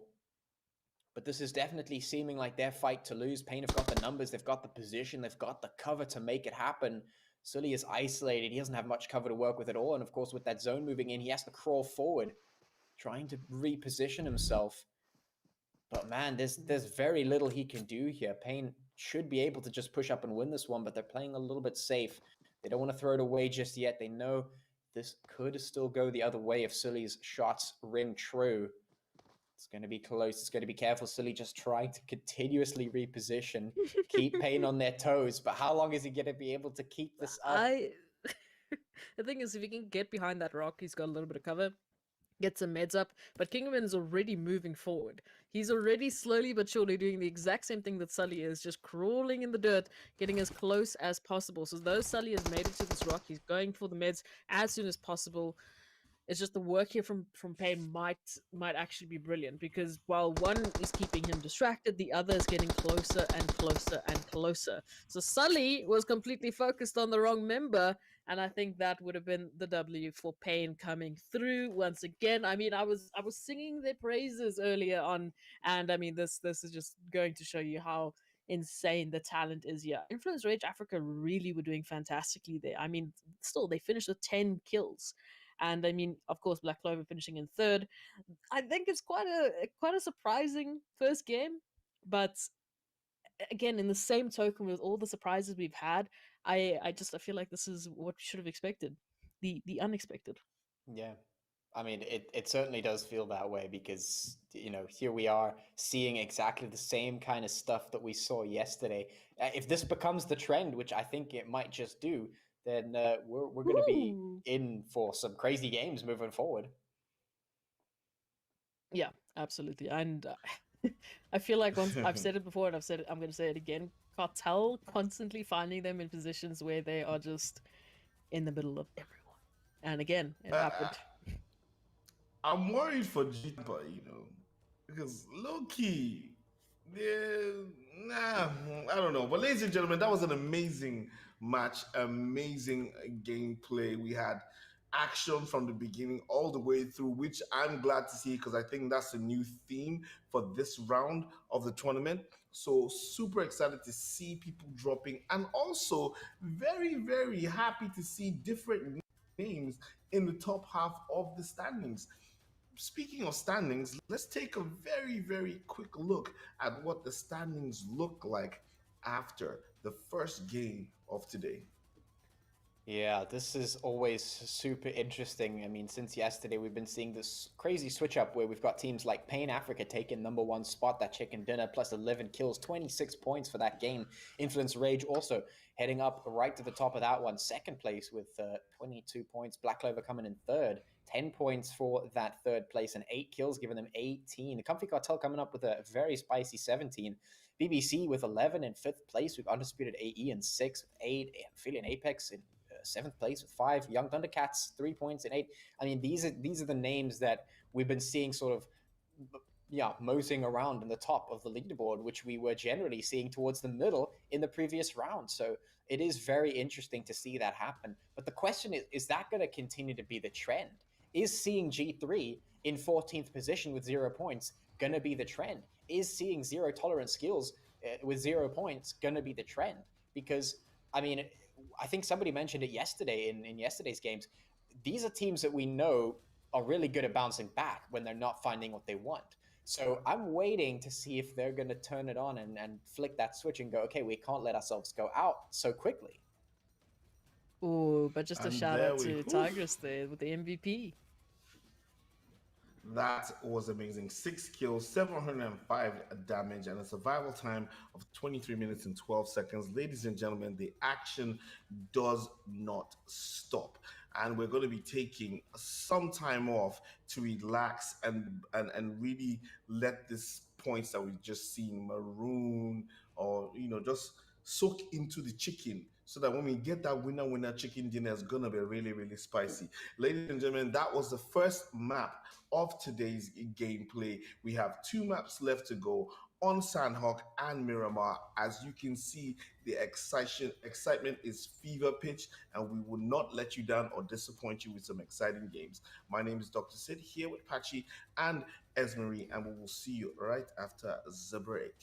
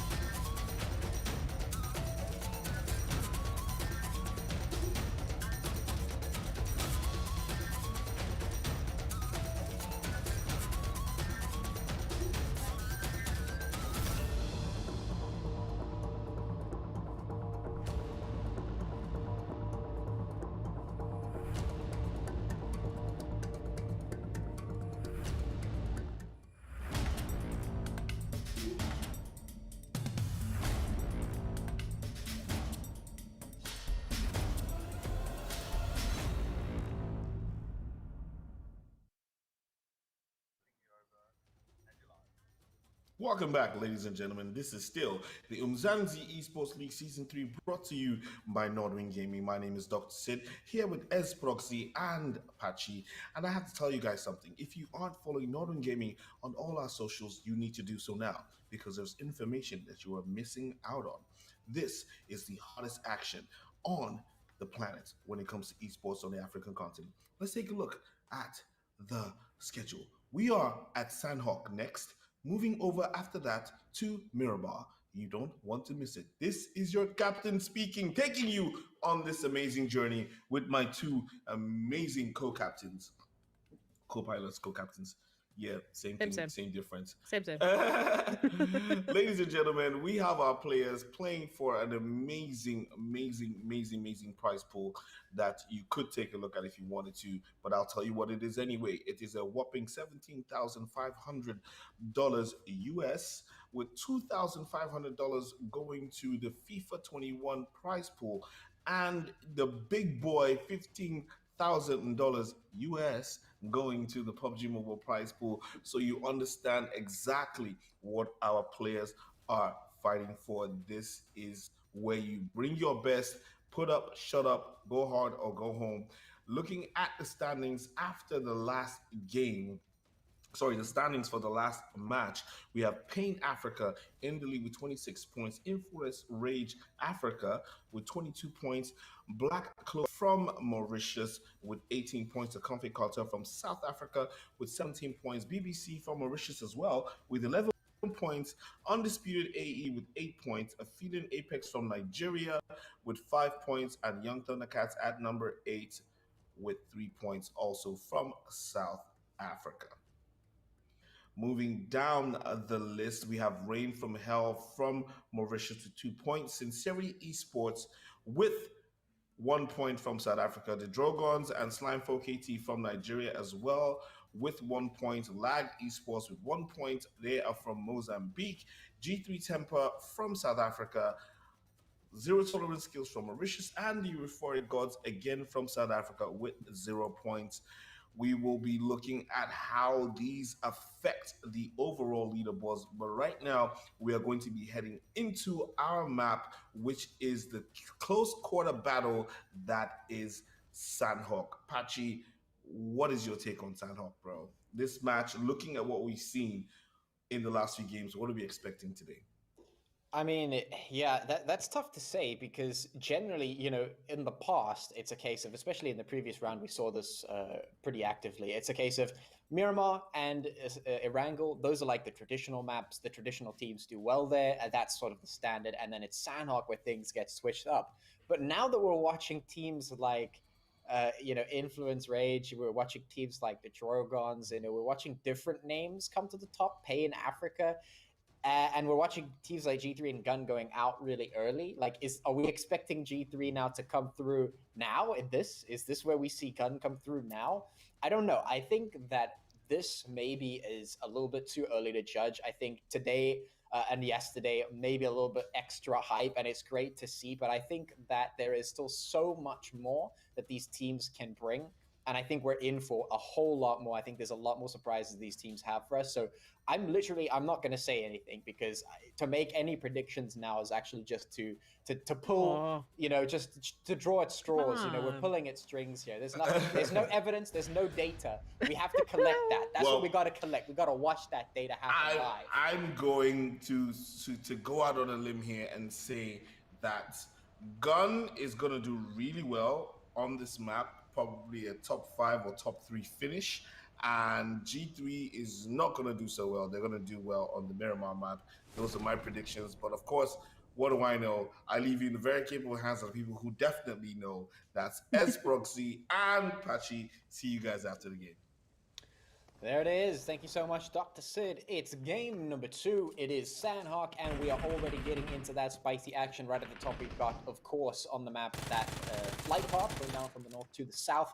All the drops coming through as well. And that zone also looking pretty central as well. But straight off the bat, we got some hot drops. We got some battles coming in already. G3 looking for blood, and they're going to find a little bit of that from Neon. Sorry, that looks like a D, but it was actually an O. My screen is really blurry. I apologize. It happens. But they're going to find some blood. They're going to find some kills. And it looks like there are 3 teams already that have dropped into the vicinity. So there is plenty of opportunity for fights. And that is exactly what is happening. G3 already split off to go and look for some kills in towards Lag. Let's see if they can find any. This is what I like to see. We're getting stuff done straight off the bat. Yeah, Paradise Resorts is looking a little bit chaotic at the moment. I mean, what's also interesting to see is if we look at the numbers, right, Rain have already lost 2 members. Temper are back to their 4-member roster, and Lag as well in the vicinity to do some damage and to potentially take Rain out of the count. Now, what's interesting is, like, you know, the change up of pace. Obviously, it's Sandhawk. We know it's a small map. Everyone knows where everyone's at. Everyone's going to be hearing this fight going on. So whoever is looking to be aggressive has an opportunity here to chime in. You know, to say how's it going, to potentially take a couple of kills, do some damage, and then fall back and hopefully hold on to those advantages. At the moment, the Rain are heading right towards Fantasy and the likes of Lag. So if they're not careful, they might be one of our first teams to drop out of here, because they have only 2 members, whereas the entirety of Lag are up to a total of 4. Already on the back foot in terms of numbers, you know, doesn't help your chances whatsoever. Especially if we look at loot. I mean, we've got some fantastic loot on the backs here of Lag. I mean, they got the M4s running. They've got all the kits that they needed to. So they'd be very happy to take whatever Rain has to work with and run away with it. Especially, I mean, starting it off already, Lag was one of those teams to fall victim to, you know, rotations, to fall victim to, you know, actually falling in between a lot of the teams. I think they ultimately were fighting BBC. It came really, really close down to the wire, but it unfortunately didn't go their way. So they want a little bit of redemption, and one of the ways to do so would be to take out Rain. Look at that. How close everyone is, and with the zone ending up exactly where it is right now, rotation's not too bad. It's curious to see how nice in the middle the zone is this time around. It's too nice, Patchy. Something's up. It's being nice to our players. This is Yeah, maybe it just wants to give them a little bit of a chance, you know? Maybe the game realizes, hold on, it's been a bit of a tough time. It's been a bit of a tough time. The teams need a little bit of a break. No, I'm lying. Don't give them a break. Go for it. Get these fights going. Absolutely punish them. Let's put them into the frying pan and then throw them out of the frying pan into the fire, because that seems to produce results. So that's what we like to see. We like to see these teams under pressure, because that's where the performance comes from. And indeed, the performance has been quite a treat to watch. It's been really interesting to see these teams, to say the least, over the last round, and then moving into this round. I mean, the difference is crazy. I'm really looking to see if this is going to stable out, if this round is going to stable out at all, because right now the teams are absolutely going for it. Zero Tolerance Skills, a team that was also pretty high up that leaderboard in the first round, looking for a little bit of that redemption that you were talking about there as Proxy, looking for some kills and some destructive power, but they're looking for it against Young Thundercats, who did take some chickens yesterday, and they were looking for some damage of their own. Let's see if anything is going to happen out of this fight here. Let's see if the Young Thundercats will come out on top. Right now, they have a pretty good spread across the map. Might be able to corner Zero Tolerance Skills, but with that said, that cover is looking pretty solid there. Of course, in the kill feed, you can see some shots. I think 4KT showing up there. That's another team that I'm looking at. That's another team I want to see something from, you know, because a lot of people say, you know, it's a sleeper. 4KT, we're waiting for them to step up. I want to see it happen. I want to see 4KT step it up. Let's see what they got to offer, because right now, of course, it is seriously going to come down to the wire. Now, of course, Zero Tolerance Skills moving in, putting some shots in there towards the Young Thundercats. And actually, Young Thundercats might be in a bad position here with Hades taken off the back line. What a great rotate coming up with Hades. Just come in, flank them, take them down, put the shots in. He's got some perfect angles there to make this happen, but he didn't spot out Illusion, and it is going to be immediately punished. So a pretty good opportunity has been lost there, but it's not over just yet.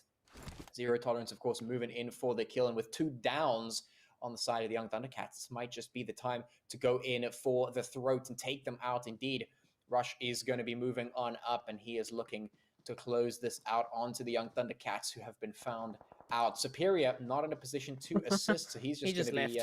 yeah, he's like, yeah, I'm out. I'm out, boys. That was not going to work. I'm not dealing with that. We're done.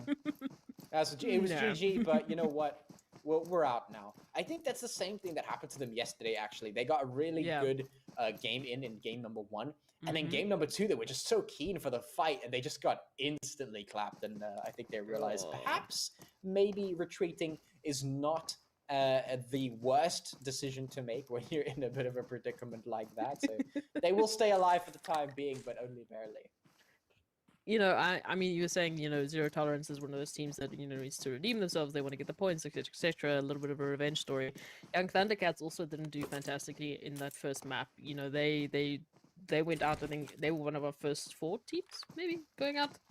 Might be wrong. I might be just smoking something. But I mean, looking at it either way, everyone wants to be getting as many points as they can. The Cartel's also a team that, you know, fell victim there towards the end of the last little bit of that map. Straight in the middle of everyone else, we're just getting pummeled by nades left, right, and center. So if they catch Zero Tolerance here, we might see, you know, a little bit of redemption for them as well. They've been doing well in terms of the placements, though. They've got some fantastic kills. They've been extremely active, which is what I'm liking to see. I can say that for pretty much everyone. Everyone that has been, you know, the more passive, the more slow playing teams, the teams that purely went for placements, the teams that, you know, were getting those rotations early on, that weren't really taking the risks, they're the teams that have now come to the party and they're like, hey, by the way, we can also play like this. We can also be the aggressor. We can also be the teams that are initiating these fights, which is fantastic to see because, I mean, a lot of them have been doing fantastically. And I think that's, you know, that's what gets us excited. It's this unexpected performance out of teams that have been pretty quiet up until now, that are just all of a sudden pulling rabbits out of the hat, and clearly this might have been their plan all along, or I don't know if it's just, you know, the extra added pressure of, you know, getting to that semi-final, getting closer and closer to that top 16. If that's what's suddenly, you know, given everyone sort of a burst of energy, a burst of motivation, whatever it is, I'm liking what I'm seeing. I'm happy that, you know, this aggression has started. And yes, you know, the first 2 zones roundabout, normally quite quiet. The losing phase is normally quite quiet. But already you can see Pain Africa, the Beast, as an example, happy to take the fight, happy to do the damage, and happy to keep initiating, which is the most important thing. No one's really just falling back after doing that little bit of damage. They're continuously taking these fights, which is the biggest change, I think. I have to remind you, and I think everyone listening here, that if you're not seeing how crazy what we're actually witnessing is, in previous rounds, in the previous round of the previous seasons, when we said the loot phase, when we said the preparation phase, we were talking about the first, second, and potentially even the third zone where nothing would happen. Yeah, the first zone nothing. isn't even finished yet. We're not even into zone number 2, and we've had fights. We've had, you know, people getting in, putting the pressure on. We've had stuff happening. We've had knocks, we've had deaths, we've had not entire team wipes, but we've had constant action. Exactly. And that's what I mean. I've been asking for this for so long. I mean, we've all been asking for this for so long. We've been begging for it. At this point, it is really great to see. I mean, this is exactly what we were waiting for, actually. If I remember, moving from season 1 to season 2, we saw such an improvement in the quality of the teams and the gameplay that we were witnessing. And it was so good to see. And we said, we want to see the bar get raised again. Moving in from season 2 to season 3, here we are. And it has been raised once again. The teams have really just been continuing to evolve. And the competitiveness just goes up, and it's amazing to see. And I love to see the action. These teams are hungry for the kills, and it's great because, I mean, what better motivation than to be able to say, I won the whole tournament, and you know, we got that fat prize pool in the back pocket because of it. You know, I'm sitting here, I'm playing some video games, and I'm getting paid. You know what I'm saying? Like, let's go. That's what these teams are wanting. That's what these teams are after, and it's there. The prize is like a carrot being dangled right at the top there. It's like, yeah, come on, guys. We can get something done. And these teams are like, let's go. Let's get it done. They're out here making it happen. It's what we like to see. Of course, we have a look at that zone finally.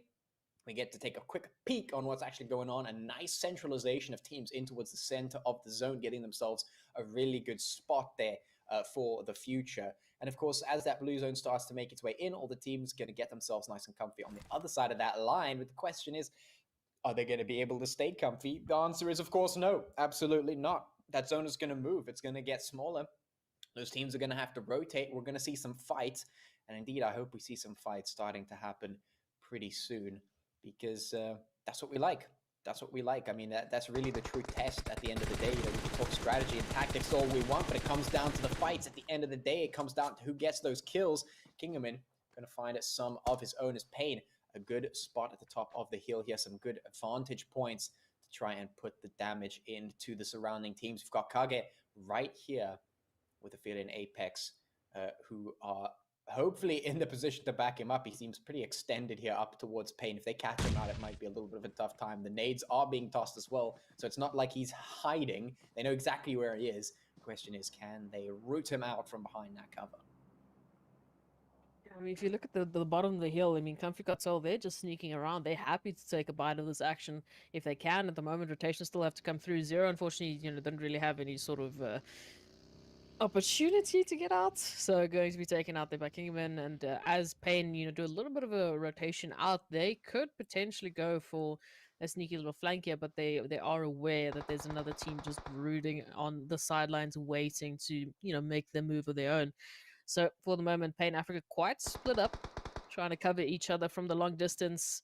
And Matrix on the other side has found a little bit of action there to BBC. So as one of the other teams, you know, that have been doing pretty well, teams that obviously, you know, I know you've been looking out for BBC, as have I. And unfortunately, you know, we haven't seen, I haven't seen a lot of them.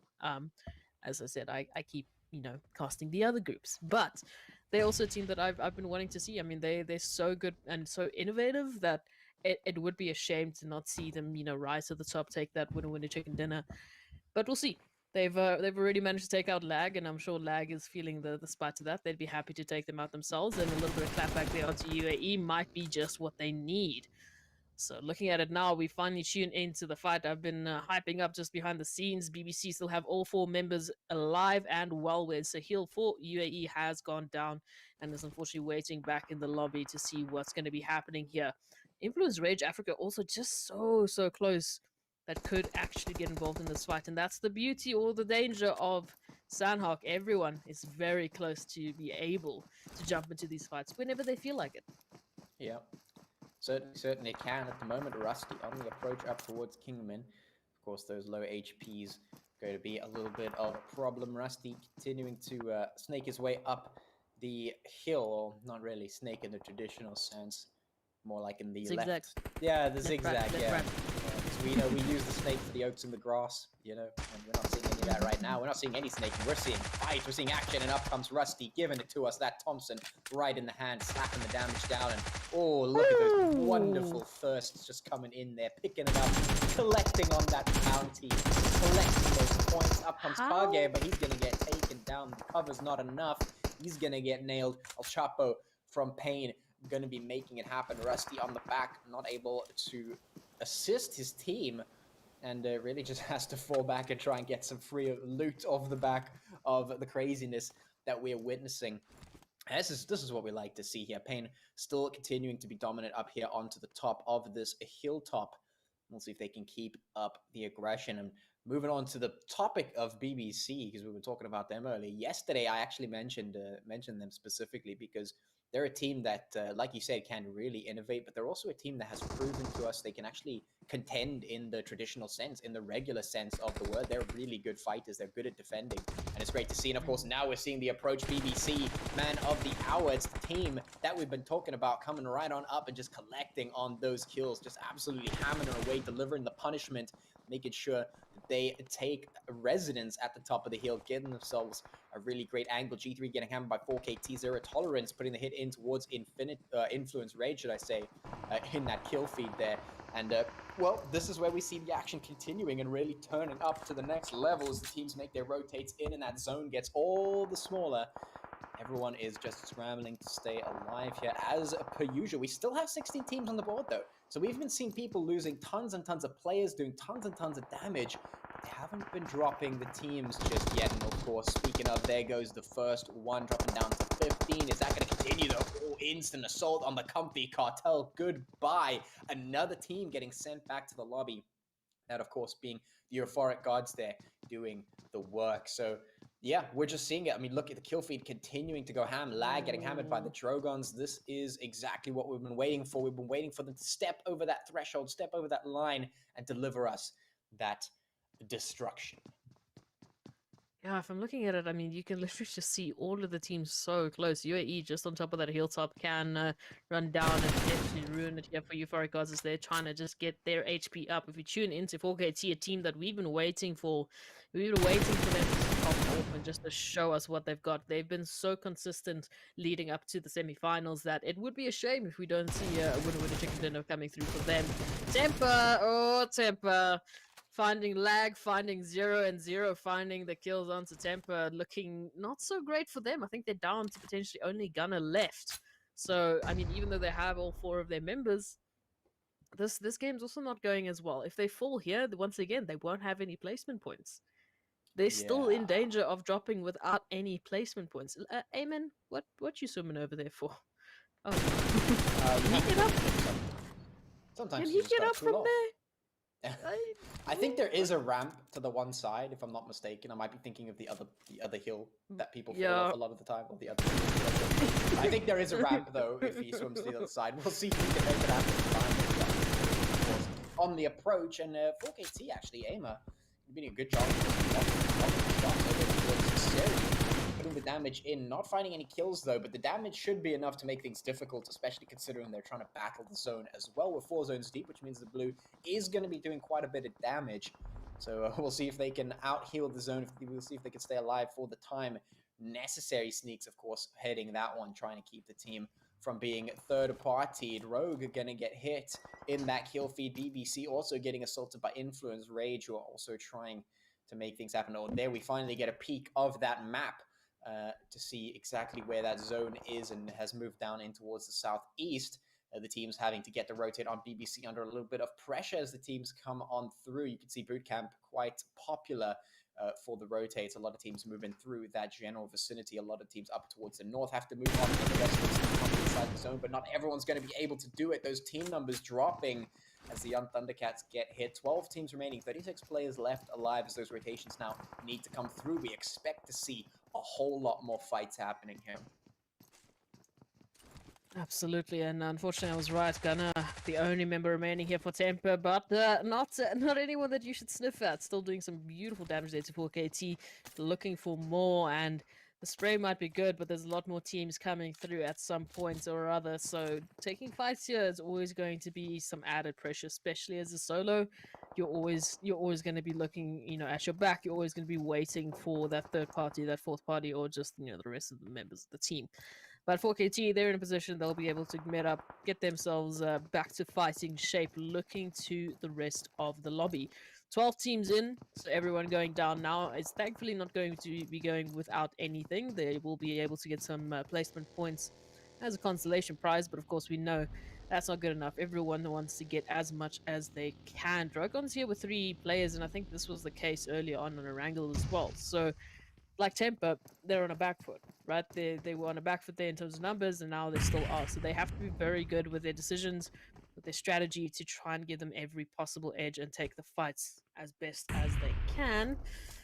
Ooh, Nade's going in, and Gunner is not going to be happy with that. He's going to be going out as Temper will be your 12th team to unfortunately go back to the lobby. So at least this time they got placement points and team kills. It's a little bit of a change up. I mean, 1 point, yeah. I mean, They it's had 2 something at least, I kills. guess. 4KT getting hit at the moment. Is it 3? Okay, well, I mean, that's at least a little something.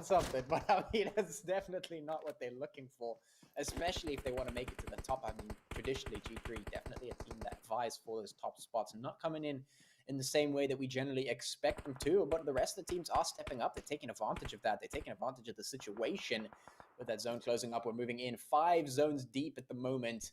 Is quite a place to be here with 10 teams remaining. We found our top 10 spots for KT, of course. A little bit of pain there. That blue zone doing quite a bit of damage. The rest of the stragglers from 4KT finally making it into safety. But for how much longer is the question, because there's a lot of people here. There's a lot of crosshairs trained in your direction. Not exactly going to be a freebie, and that seems to be the case all over the place. It is no freebies given whatsoever. It is come to play or go back to the lobby. The Drogons going to get hit there as well. Nero getting taken out by the blue, and a lot of teams now finding themselves outside of the zone.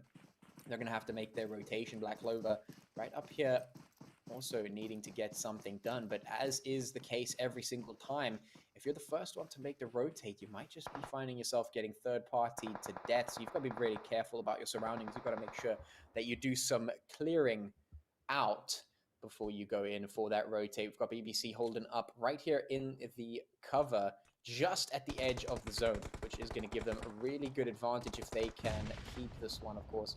They could also get naded out, but right now, Sneaks, very low on HP in a very difficult spot. BBC, they've got their crosshairs absolutely focused in that direction, and I don't think Sneaks is going to be able to survive much longer, especially with that blue. There it is, instant clap from Falak, going to put him out of his misery.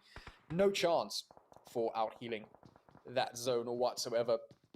BBC showing how good they can be at defending positions, as I mentioned, and of course also, if you give them these spots, they can do some gatekeeping now. Zero tolerance skills just at the edge of the zone. They are getting shot at, but for the time being, it's Pain finding themselves in the kill feed against the Drogons. The Drogons just getting taken out left, right, and center, all over the place. 8 teams remaining, and certainly we will see those numbers starting to drop even more as, well, I mean, no one is basically getting a free pass here to get in the zone.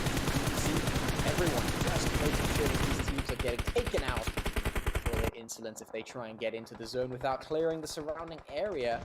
And, of course, now BBC, even they need to make the rotate, so they're finding themselves in the shoes of their opponents here. Zero tolerance skills putting some shots on across. We've got Euphoric Gods also looking for something. They do have to take the fight because they also need to rotate. We've got Hamadi off in the distance, very low on HP though. Dagger just on the back line. So they do have a little bit of a pincer in terms of their angles, but are they going to be able to utilize that? Because right now the Euphoric Gods have better cover, but with that blue zone moving in, it might not be enough to make what they need to make happen here. 7 teams remaining, 19 players, make that 6 teams remaining. As I say that, these numbers are dropping super quick. Yeah, I mean, as is what we're used to, was into the zone 6, and everyone is just dropping like flies. Only 6 teams remaining, as UAE are still doing some damage. Euphoric Gods definitely a lot better performance this time around. They're going to be happy with that. Already in top 6 with 8 team kills. They have been absolutely active. They have been absolutely on point as they take out Black Clover. Dagger was the last remaining member, and unfortunately for them, their hopes and dreams will have to wait till Miramar. Potato as well. I mean, UAE, they're still taking damage. They've got zero tolerance just behind them. They've got Euphoric Gods trained on their position. And I do think that should be Scincerity still left alive somehow, some way. Still in this for the moment being. And BBC now going to be one of the teams to drop to the floor and back into the lobby. Zero tolerance just doing the damage here, either to Scincerity or to UAE or to who they choose. At this point, they have all the options. The angles are good for them, and they have some good information to work with as well. Looking at the numbers, we've got 4 teams remaining and 13 players alive. Naturally means that they're, unfortunately for a few of the teams, you know, they're not to their full standard that they would like to be, but hopefully they can work with it. Ooh, Vortex though, finding the angles, finding the shots. Zero tolerance, they still got all 4 remaining members, as well as Euphoric Gods as far as I know. So, I mean, for Scincerity, unfortunately, they're going to have to look at just holding on to this, or what's going to be coming through, and Scincerity are out. Who are we missing? We've got UAE. We're missing everyone. Euphoric Gods. We got. We're missing everyone who should be in the zone right now, who isn't. Not gonna name any names. I don't call people out like that, but damn, we are seeing some crazy stuff here. It is UAE though, actually up in the top 3, which is interesting because they also did some pretty good showing at the beginning of this round. You're cursing them. Look at that. That's one member.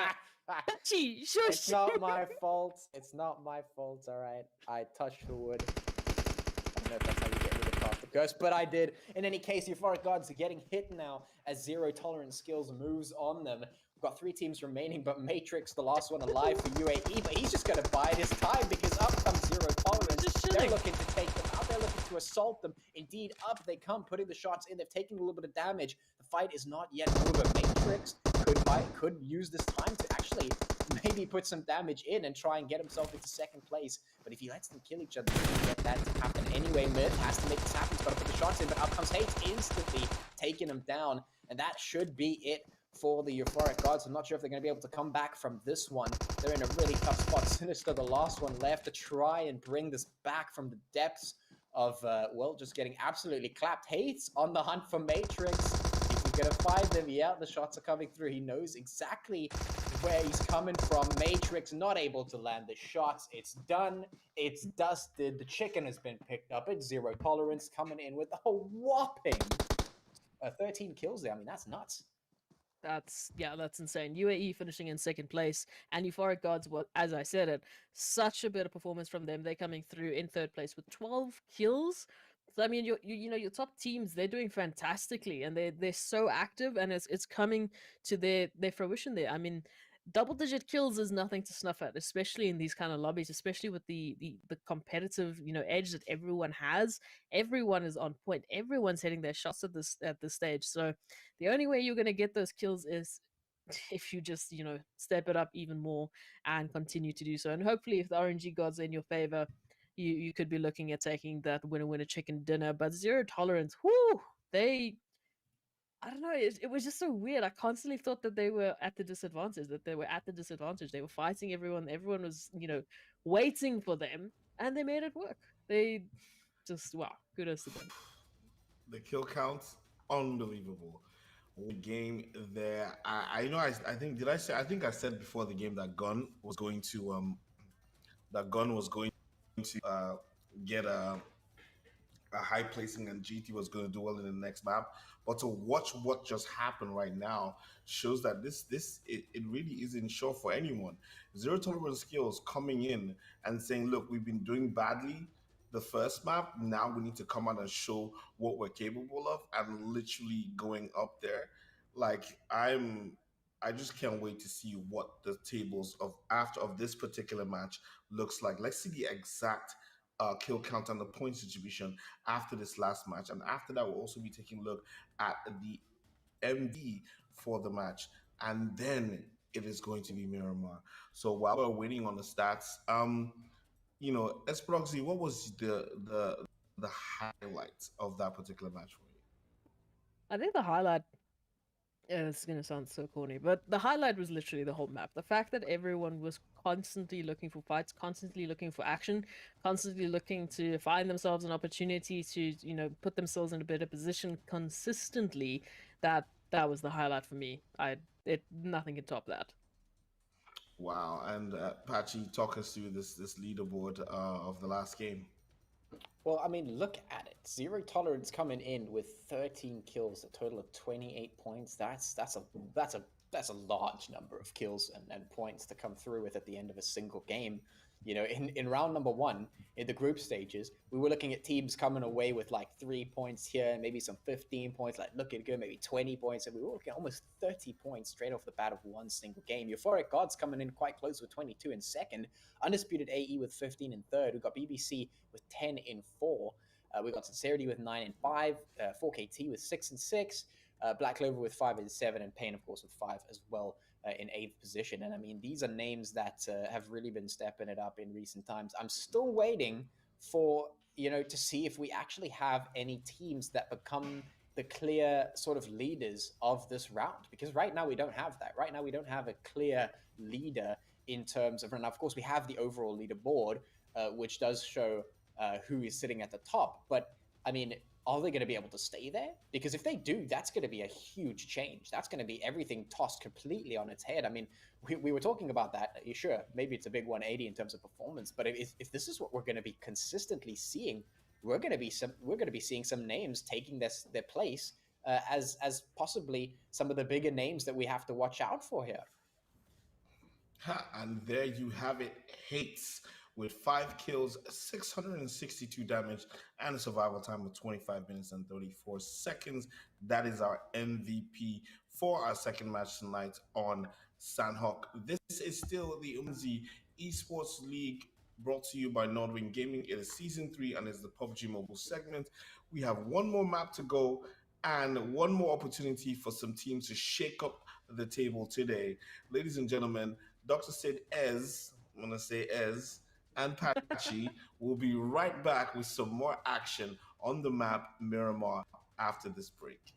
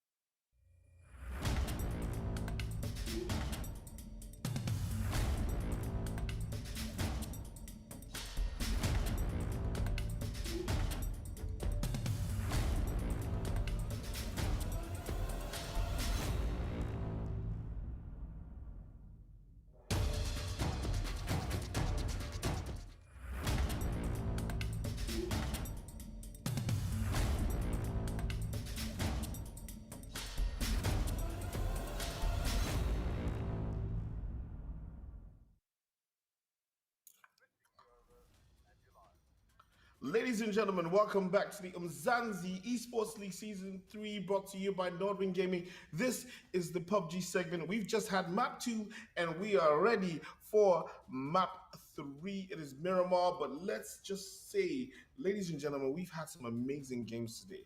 Esmery, we've had some matches that have definitely going to make the final leaderboard at the end of the day look like it's turned on its head. Patchy, what do you think about these things that we've seen today? Look at the table from the last match. Let's just refresh the memory of our viewers on what happened in the last game. Yeah, it's kind of crazy to me. It's kind of crazy to me. Like, I'm still not entirely convinced that this is the new status quo, right? Like, I still need a little bit of convincing, right? Because we're seeing the results, yes, but I'm not fully convinced. I'm not on this train just yet. I need to see a little bit more of that data that I was talking about, a little bit more of that, those numbers, those stats to come through to really start believing. But what we're seeing is teams like, for instance, Zero Tolerance, who took some really nice chicken dinners there, and of course, an amazing amount of kills off the back of that one, and teams like Undisputed AE coming out on top. And we're seeing some other teams trailing behind, teams that we would not expect to trail behind at this point. So what I'm waiting for is to see, are we going to see a switch up? Because this round is super, super important. This is really, it's getting tight now. You don't really have that much room for mistakes. Now, of course, we still have the rest of the round to go, which is at least a couple of weeks. But as we head into game number 3, which of course is going to be Miramar, as you can see on your screen here, game number 3, that we've completed all the rest of them. I mean, we're moving into a place where we would expect a team like G3, for instance, and I know we keep bringing them up, but I mean, the reason for that is because this is not the status quo that we're used to. It's not the I just also want to add something. I want to add something there as well. That also, looking at a team like Slime 4KT, they were pretty dominant in the early parts of the last stage, and they've really been falling short of their usual potential in the games today. And I think Slime 4KT won like some other tournaments and represented Nigeria and things like that. So to see them struggling in the early 2 games is quite a shocker. You say you're waiting for more stats. I say looks like we have a new trend on our hands. What do you think, Ez? Yeah, look, I think it could be true that a lot of the teams have been holding back, that they've been waiting till the semifinals to really show what they've got up their sleeves. But it could also just be that a lot of these teams, they've been very comfortable. They've been very unchallenged. And for them, now going up against a lobby that has completely turned its head, whether it's different strategies, whether it's the aim suddenly just hitting beautiful shots, whether it's the hype of the semifinals that has brought, out the best in these teams. It's definitely a shocker for your leaders that we expect to do well, but it's the beauty of Battle Royale. So I think what it's going to come down to is if the teams that are at the top right now, the new teams, if they stay consistent, then yeah, we've got a trend. Well, let's see if the trend from G3 Temper would show that they would do well on Miramar as they've been doing well in past battles. The beauty of Battle Royale is it's literally who is there at the end of the game, and we hope to see some of our usual suspects at the end of the game. The teams are flying out right now, and I'm gonna back out, fly out of this place, and leave you guys in the capable hands of Patchy and S Proxy. Thank you. Thank you so much, Dr. Sid. Of course, we are heading into our third and final game for this evening. It is Miramar, and this is where that long range comes into play. This is where it really counts, because of course, there is no better map to really showcase one's long range skills and prowess than this map right here. At least could make a pretty good contention for it. So, flight path taking us across a pretty good majority of the landmass here. We're also going to end up in the island, the prison island, which is not a very common drop spot, but we have seen a couple of teams head in that direction. I think one of them is actually Scincerity, who does go there. So looking for a little bit of those patchy points, because I said in the beginning of the season, I was like, yo, if you drop out there on that island, you're getting those patchy points, because I like to see the landmass get utilized. Like, the previous seasons, we did not see anyone drop in there, and that seems like a little bit of waste to me. You start asking the questions like, why not? Why don't you drop there? It's like, oh, because no one drops there.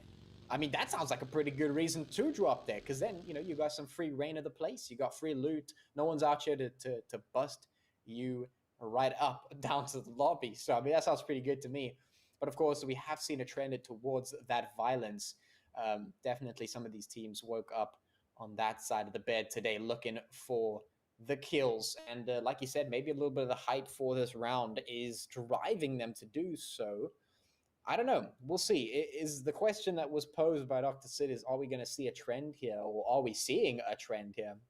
And I think maybe yes and no, because on one hand, yes, the short-term trend is definitely there. We've been seeing some insane stuff, but what we're waiting for to see is to see if this is going to become a long-term trend. Are we going to see these teams stepping it up in the long term? Are they going to be able to consistently dish out the high energy stuff that we've been seeing them dish out? That's the question that we're asking. That's what we want answered, because I mean, we like to see that every season. It's always interesting to see who the leaders are, who the winners are, who's the really dominant set of teams. You know, we generally have some teams that rise to the top, and you know, we've seen it, different names heading in that direction, different names rising to the top. If they can consistently keep their place there, then you know, that's going to be huge. It's going to be a huge change from what we've been seeing over the last couple of seasons, you know, from season 1 and season 2, where we had, you know, generally the same set of names sitting up at the top. So yeah, it's going to be interesting to see if we have new teams rising to the top and new teams making their contention for leaders of the Umzansi Esports League here. So we'll see. Pain already on the hunt, looking towards Lag, ready to take that fight. Hopefully they're in a better condition now to be able to make it happen. We'll see if Lag is going to be able to hold on, or if they're not going to hold on. And of course, instantly, we've already got a little bit of the pain coming out from Pain, spotting out one of those Lag players at the top of the building, just putting those shots in and saying, hey, you can't expose yourself to us, otherwise you will get shot. So already, straight off the bat, we're seeing a little bit of skirmishing happening, which is good to see. Hopefully we see a continuation of that. Now, one of the things that I did notice about this map in particular is that it does slow down a little bit towards the middle, especially, even though the teams do get, you know, very active in the beginning, as we've seen them do. This map does tend to slow down a little bit towards the middle, but that's okay, because it gets crazy towards the end once again. So yeah, I guess we'll just have to wait and see what happens. Yeah, it's interesting that we talk about consistency in a battle royale, but it really has been such a trend. Like, we've had such, you know, easy predictions in terms of, okay, who's going to be your top X, who's going to be your top team, who's going to, you know, run away with the most kills, etc., etc. It's been an easy prediction up until this point. So now to be sort of grasping at straws as to, okay, well, you know, is it going to be Pain? Is it going to be KT? Is it going to be Lag? Is it going to be who's it going to be? Like, it literally feels like, you know, Patrick, we've just been thrown into a brand new tournament with, you know, a brand new set of teams, and we're just trying to fish for the answers at this point. But Pain might be fishing for Lag's position at this point. It's Amen that's pretty much all the way in the middle of the field, secluded from his team. So only 3 members in the building, and Pain are getting closer and closer to potentially taking them out of the count. Now, looking at this, I mean, it would be quite a starter if Pain can take out Lag. It would be fantastic for Lag to take out Pain. Pain has been a very consistent team getting into the top 5, top X. They've been one of the teams that have been on our minds, and who we've been talking about consistently. And that nade is already starting and in favor of Lag. Now trying to find an angle here. The res going to be coming through, because that final nade will say adios to the beast, who goes back to the lobby as we wait to see who is going to make the next move. But Pain under a bit of pressure here. Indeed, under a little bit of pressure, but that's what we like to see. We like to see these standoffs. We like to see these skirmishes. We like to see the battles. And we also like to see who wins them. And indeed, who we've been seeing win them is actually quite interesting. Because, like I said, you know, you mentioned it's odd to talk about consistency, but I actually think it takes quite a lot of skill to be able to consistently perform in a game like this. And generally, we know which teams are capable of that. You know, even if they're not necessarily leading, we know which teams generally like to come out ahead. But this time, in this round, I don't know, a little bit different. Status quo has been upset just a little bit, but like I said, I'm not fully convinced just yet. I think the teams have a lot more to offer. I think we're going to be seeing a lot more crazy stuff moving forward through the round, but it is going to be very, very interesting to see who ends up right on the top of the leaderboard at the end of this round. I think that's going to be very, very interesting to see, especially if it's not a team that we expected to get there. Because then we might be looking at a new leader on our hands potentially, especially once you start contending for winner of the tournament of the season. That's a huge title to claim here, along with all the prizes. But I mean, the boasting that goes with it as well. It's the fact of the matter is you can say that you beat every single one of these other teams in that season, which is a huge accomplishment to say the very least. Because these teams are absolutely nuts. We've got some of the best teams, if not the best teams, on the continent right here in this tournament. And they've been coming for all the seasons. Every season we see the new up and coming champs. We see the champs of the past. We see all types of teams that have really earned their place to be here. They've really gone through the grind to be here as well. I mean, we talk about in Corsi how the teams get up into the stage, into Umzansi.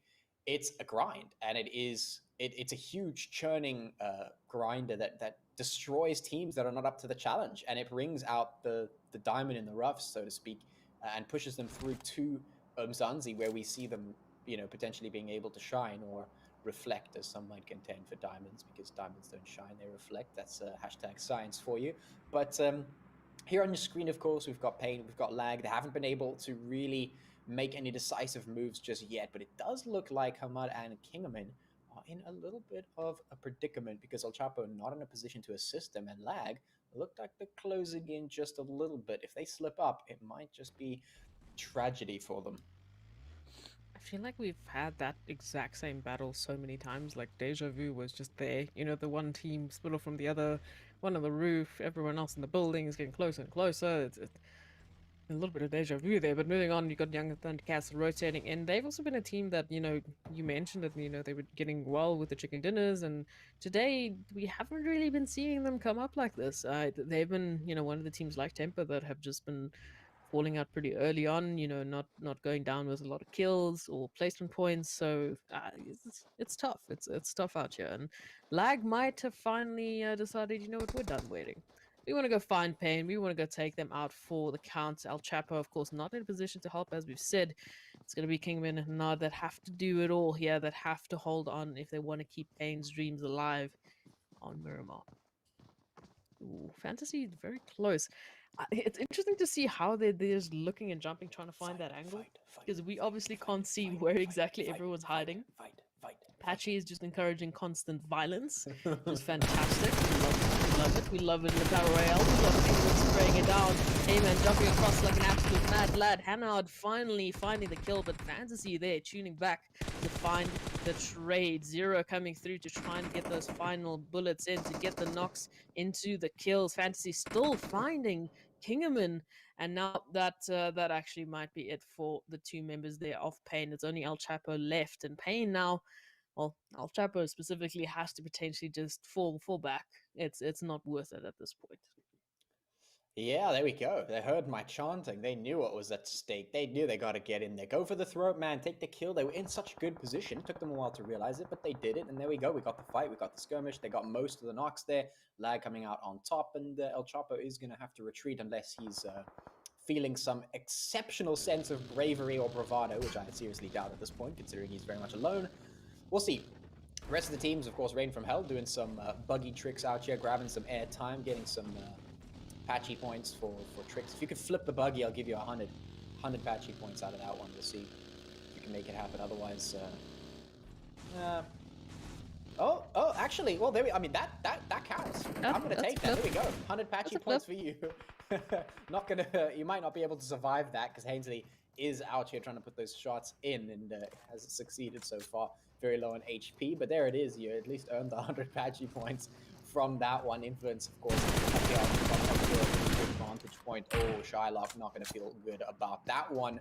So Euphoric got are there to collect on some of the players. It does look like Rainbow Hell is quite split up in terms of that. We've still got 16 teams on the board, but some of the teams are not playing very much together at this stage, choosing rather to spread out and cover the ground. In any case, we'll see how that works out for Neon on the run, but absolutely getting peppered here by Sully, who is going to be helped out by a 0 from lag. So at least he is tipped off that they're not the only team in the general vicinity. Neon going to get taken out there by lag as well. And yeah, we're seeing those skirmishes happen. We're seeing some shots happen here and there. We are seeing a couple of knocks. We're seeing some kills. But definitely not the pacing I was expecting, but at least it's not dead. Usually in the past, we've seen the early game being pretty dead. This one, not so much.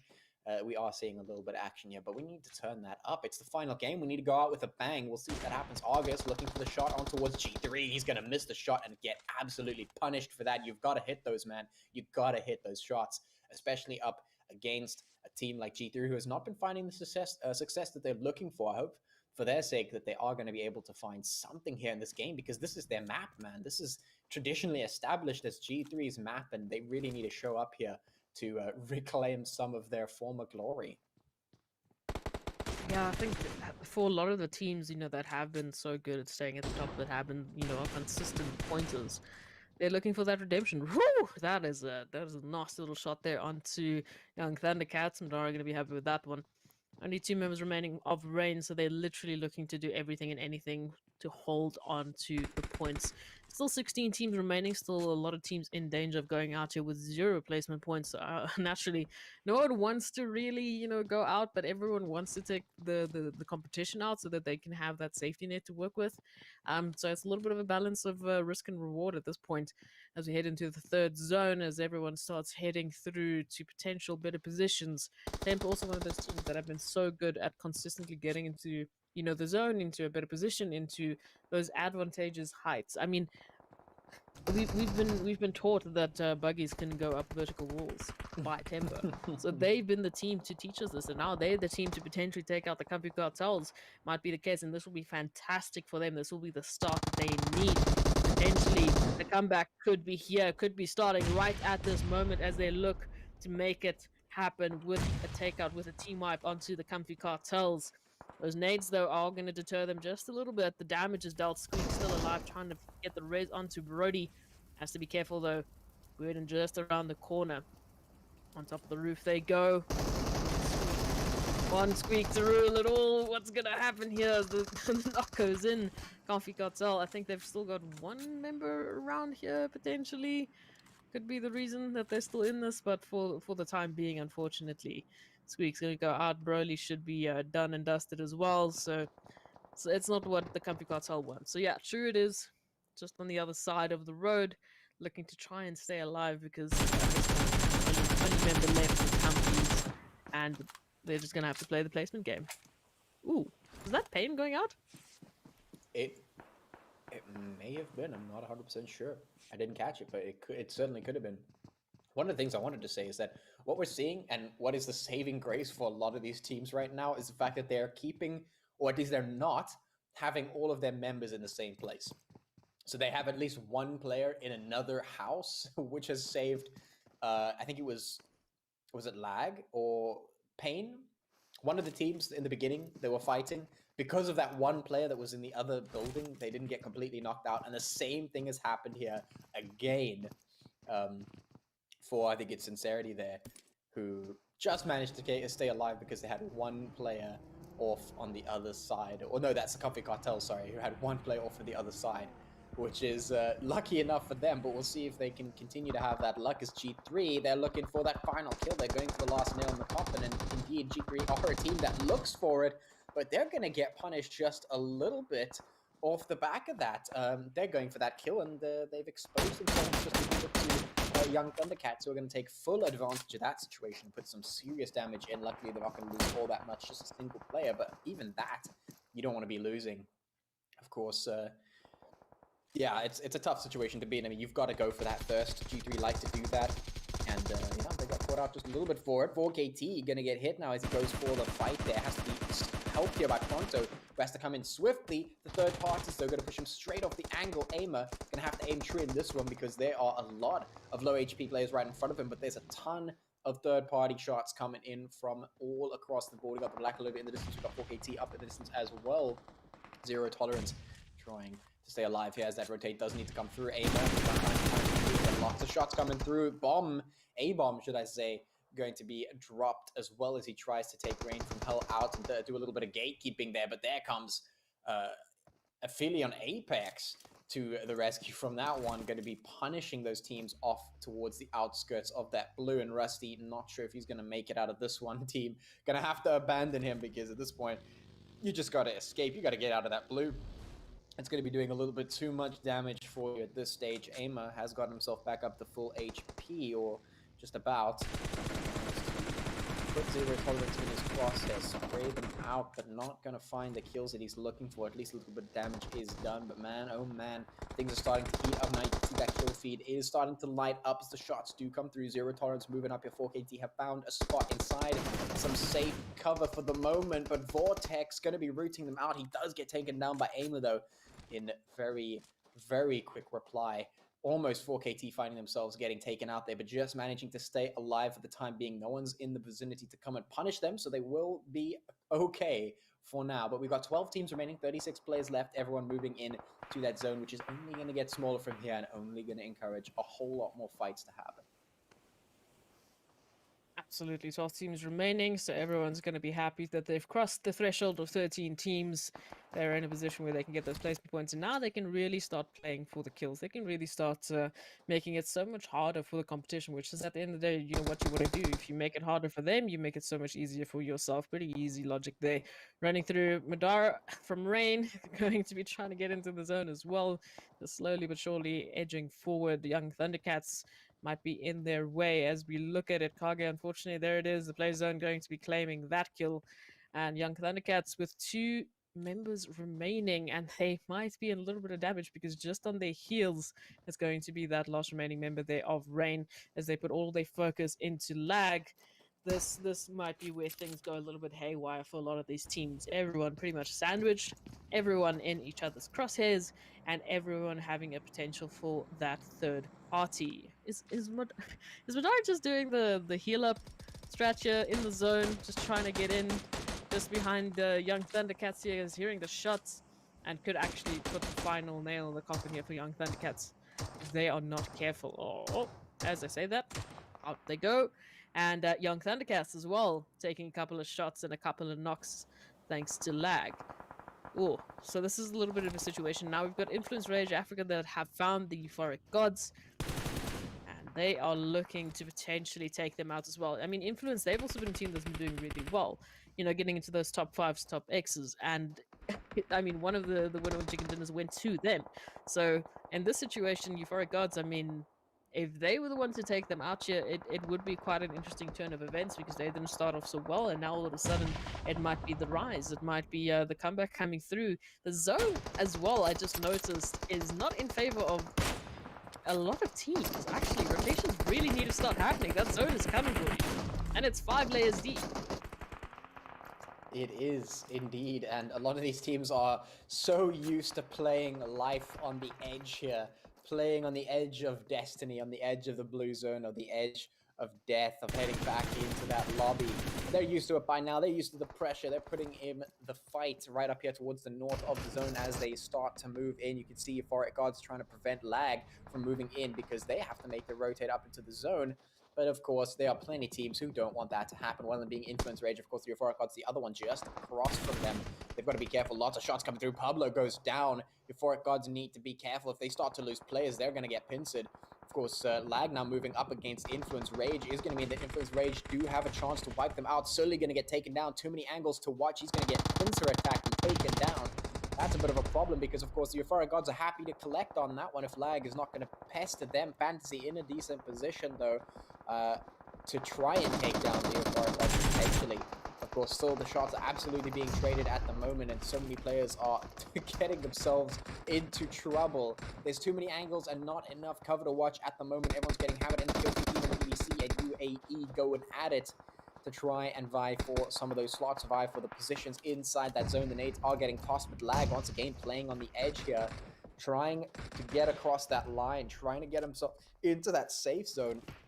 But it's not going to be easy whatsoever. Sneak's going to put the shots in with that Mini 14. Hunter going to find 4KT in the crosshair there. Pronto getting taken down as Euphoric Gods moving on up. Lag still trying to get themselves across that line. And they may have just made it. The shots coming through, though. That is sneaky.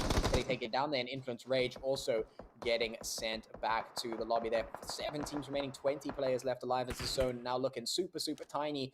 There is no more room to maneuver. It is do or die at this point. It's the rotations that do have to start coming through. Myth trying to put the shots in is going to get third party. 4KT trying to put in the shots there. Aimer getting taken down very, very low on HP. The smoke's now getting popped as we head into the final, what could potentially be at least the final zone rotation here, or the final couple zone rotations there.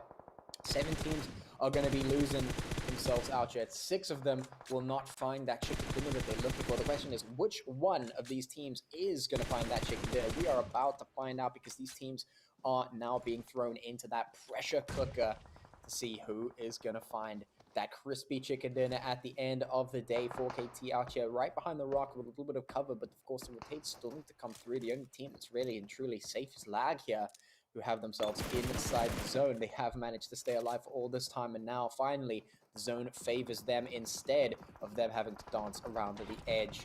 The rest of the teams, though, not so lucky. They have to make their way on through, and Spectre putting some good damage in. Euphoric Gods still on the board here. We can see now getting taken down here. They do try to move on up to Spectre, getting taken out as he tries to rotate. That might be the end of UAE, but Eamon actually going to get taken down from behind.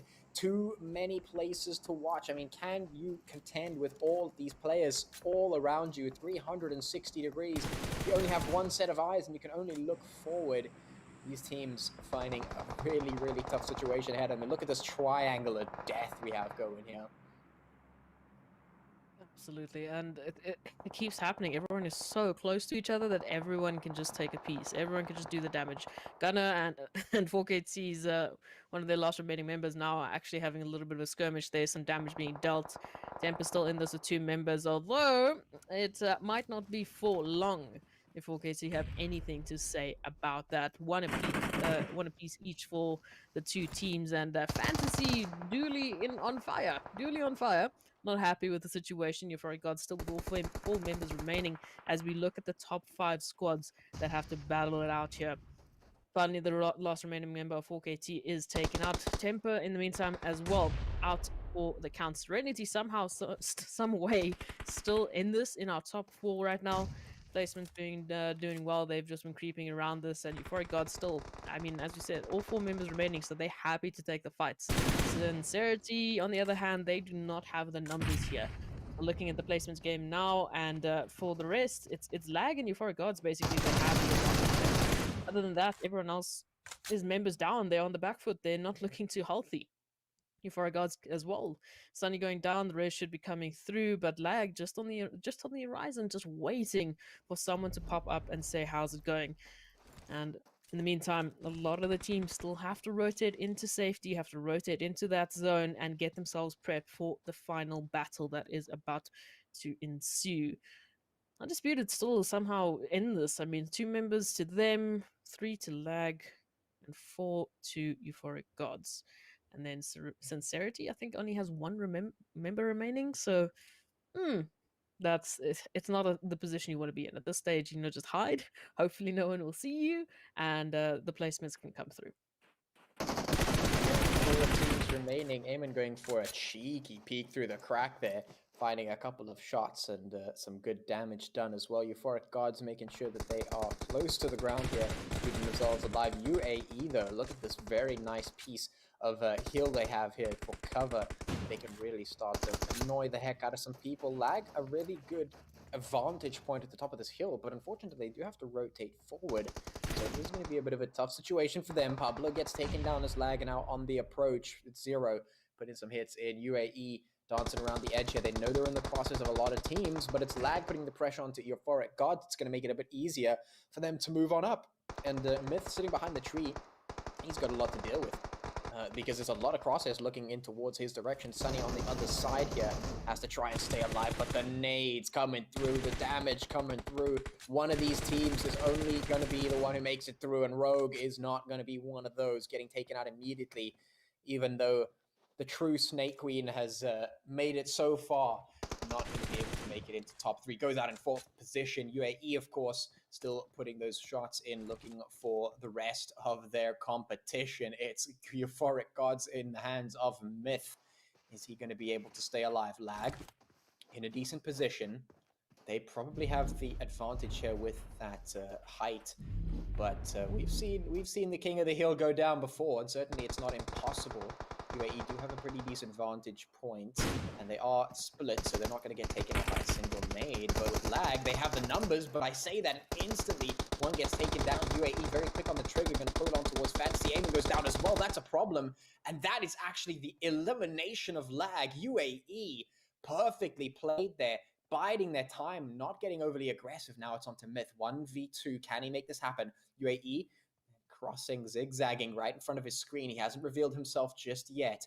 He has to choose the right moment to strike. UAE not overly aggressive. They know they have to play slow, but this is still doable for Myth. He has one chance, one shot to make this happen. He has to choose his moment absolutely perfectly. 10 seconds left before that blue zone starts to come on through. UAE not exactly sure of his location, but they have a potential idea. They know he could be behind that tree. They are peeking in, and now he's given himself away. They know exactly where he is. They've missed him on both sides. This should be done and dusted, and it is indeed done and dusted. They will find that win. Undisputed AE going to be the undisputed winners of the chicken dinner for game number 3, walking away with an insane number of kills for themselves. That is a huge wallet full of points.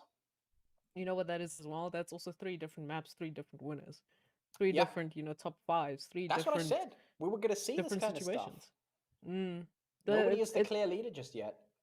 it's exactly that. And I mean, when everyone is stepping up at the same time, same place, there's a lot of work that these teams have to now go back on and rework. They have to look at the VODs. They have to figure out, okay, what went wrong for us, what went right for us, and then come back fighting stronger. And if that continues to happen, Bachi, I tip my hat off to you and DK to try and predict that, because Yeah, predictions are going to be very difficult, especially since I predicted that GT was going to do something amazing in this map and be a top 5, top 3 finish.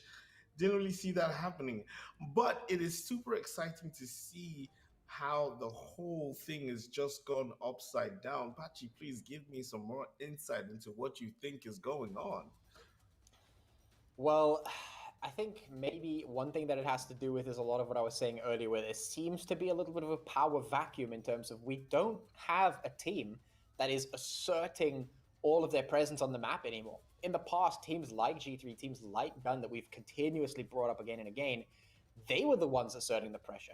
They were the ones who were like, okay, if they're in the vicinity, we got to watch out because stuff's going to happen. They're going to push. They're going to get kills. We do not want to be in that vicinity. And it was really keeping a lot of teams in check.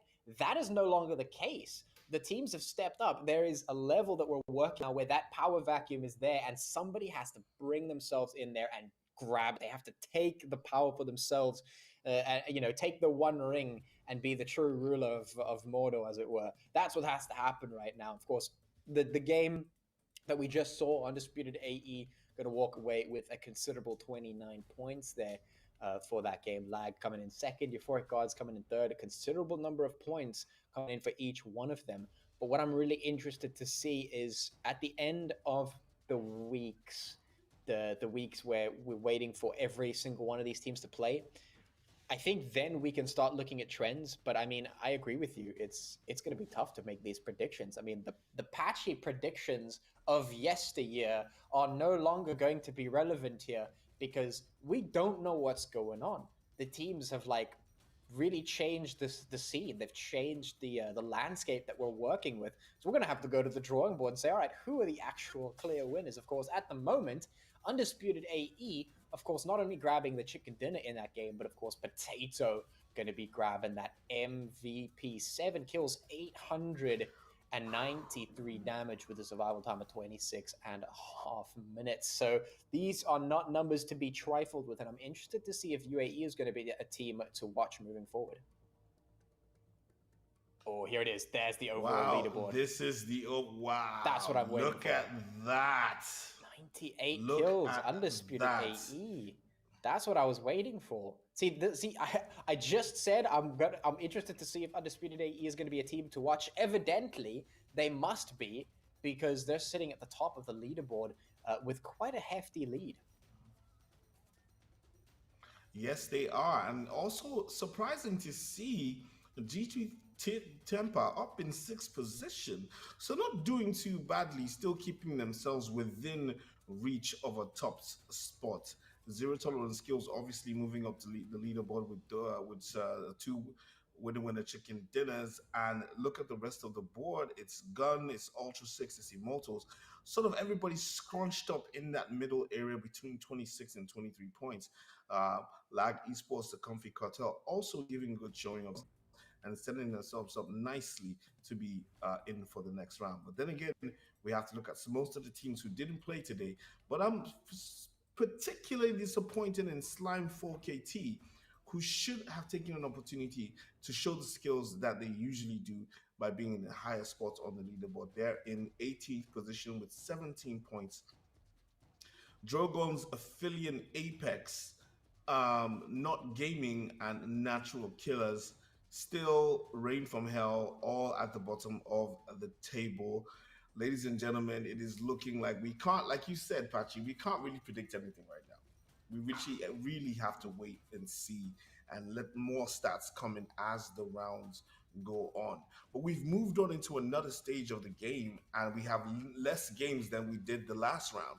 So teams don't have that much time to bring their A game. Esmery, do you have any closing remarks today?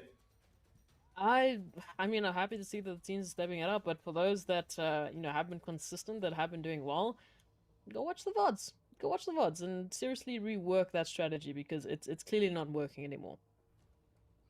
Well, as you heard it from Esmery, she says you have to watch the VODs and take a look at your strategy and see what you can do to be better next time. Pachi, it's always a pleasure to have you here. Thank you, Esmery. Ladies and gentlemen, this has been the Umzansi Esports League Season 3 PUBG Mobile segment brought to you by Nodwing Gaming. If you aren't following Nodwing Gaming on all our socials, please do so, because you don't want to miss out on the updated stats and leaderboards, as we will keep giving you all the news that comes from esports in Africa. Ladies and gentlemen, my name is Dr. Sid, and I will see you tomorrow for some more action.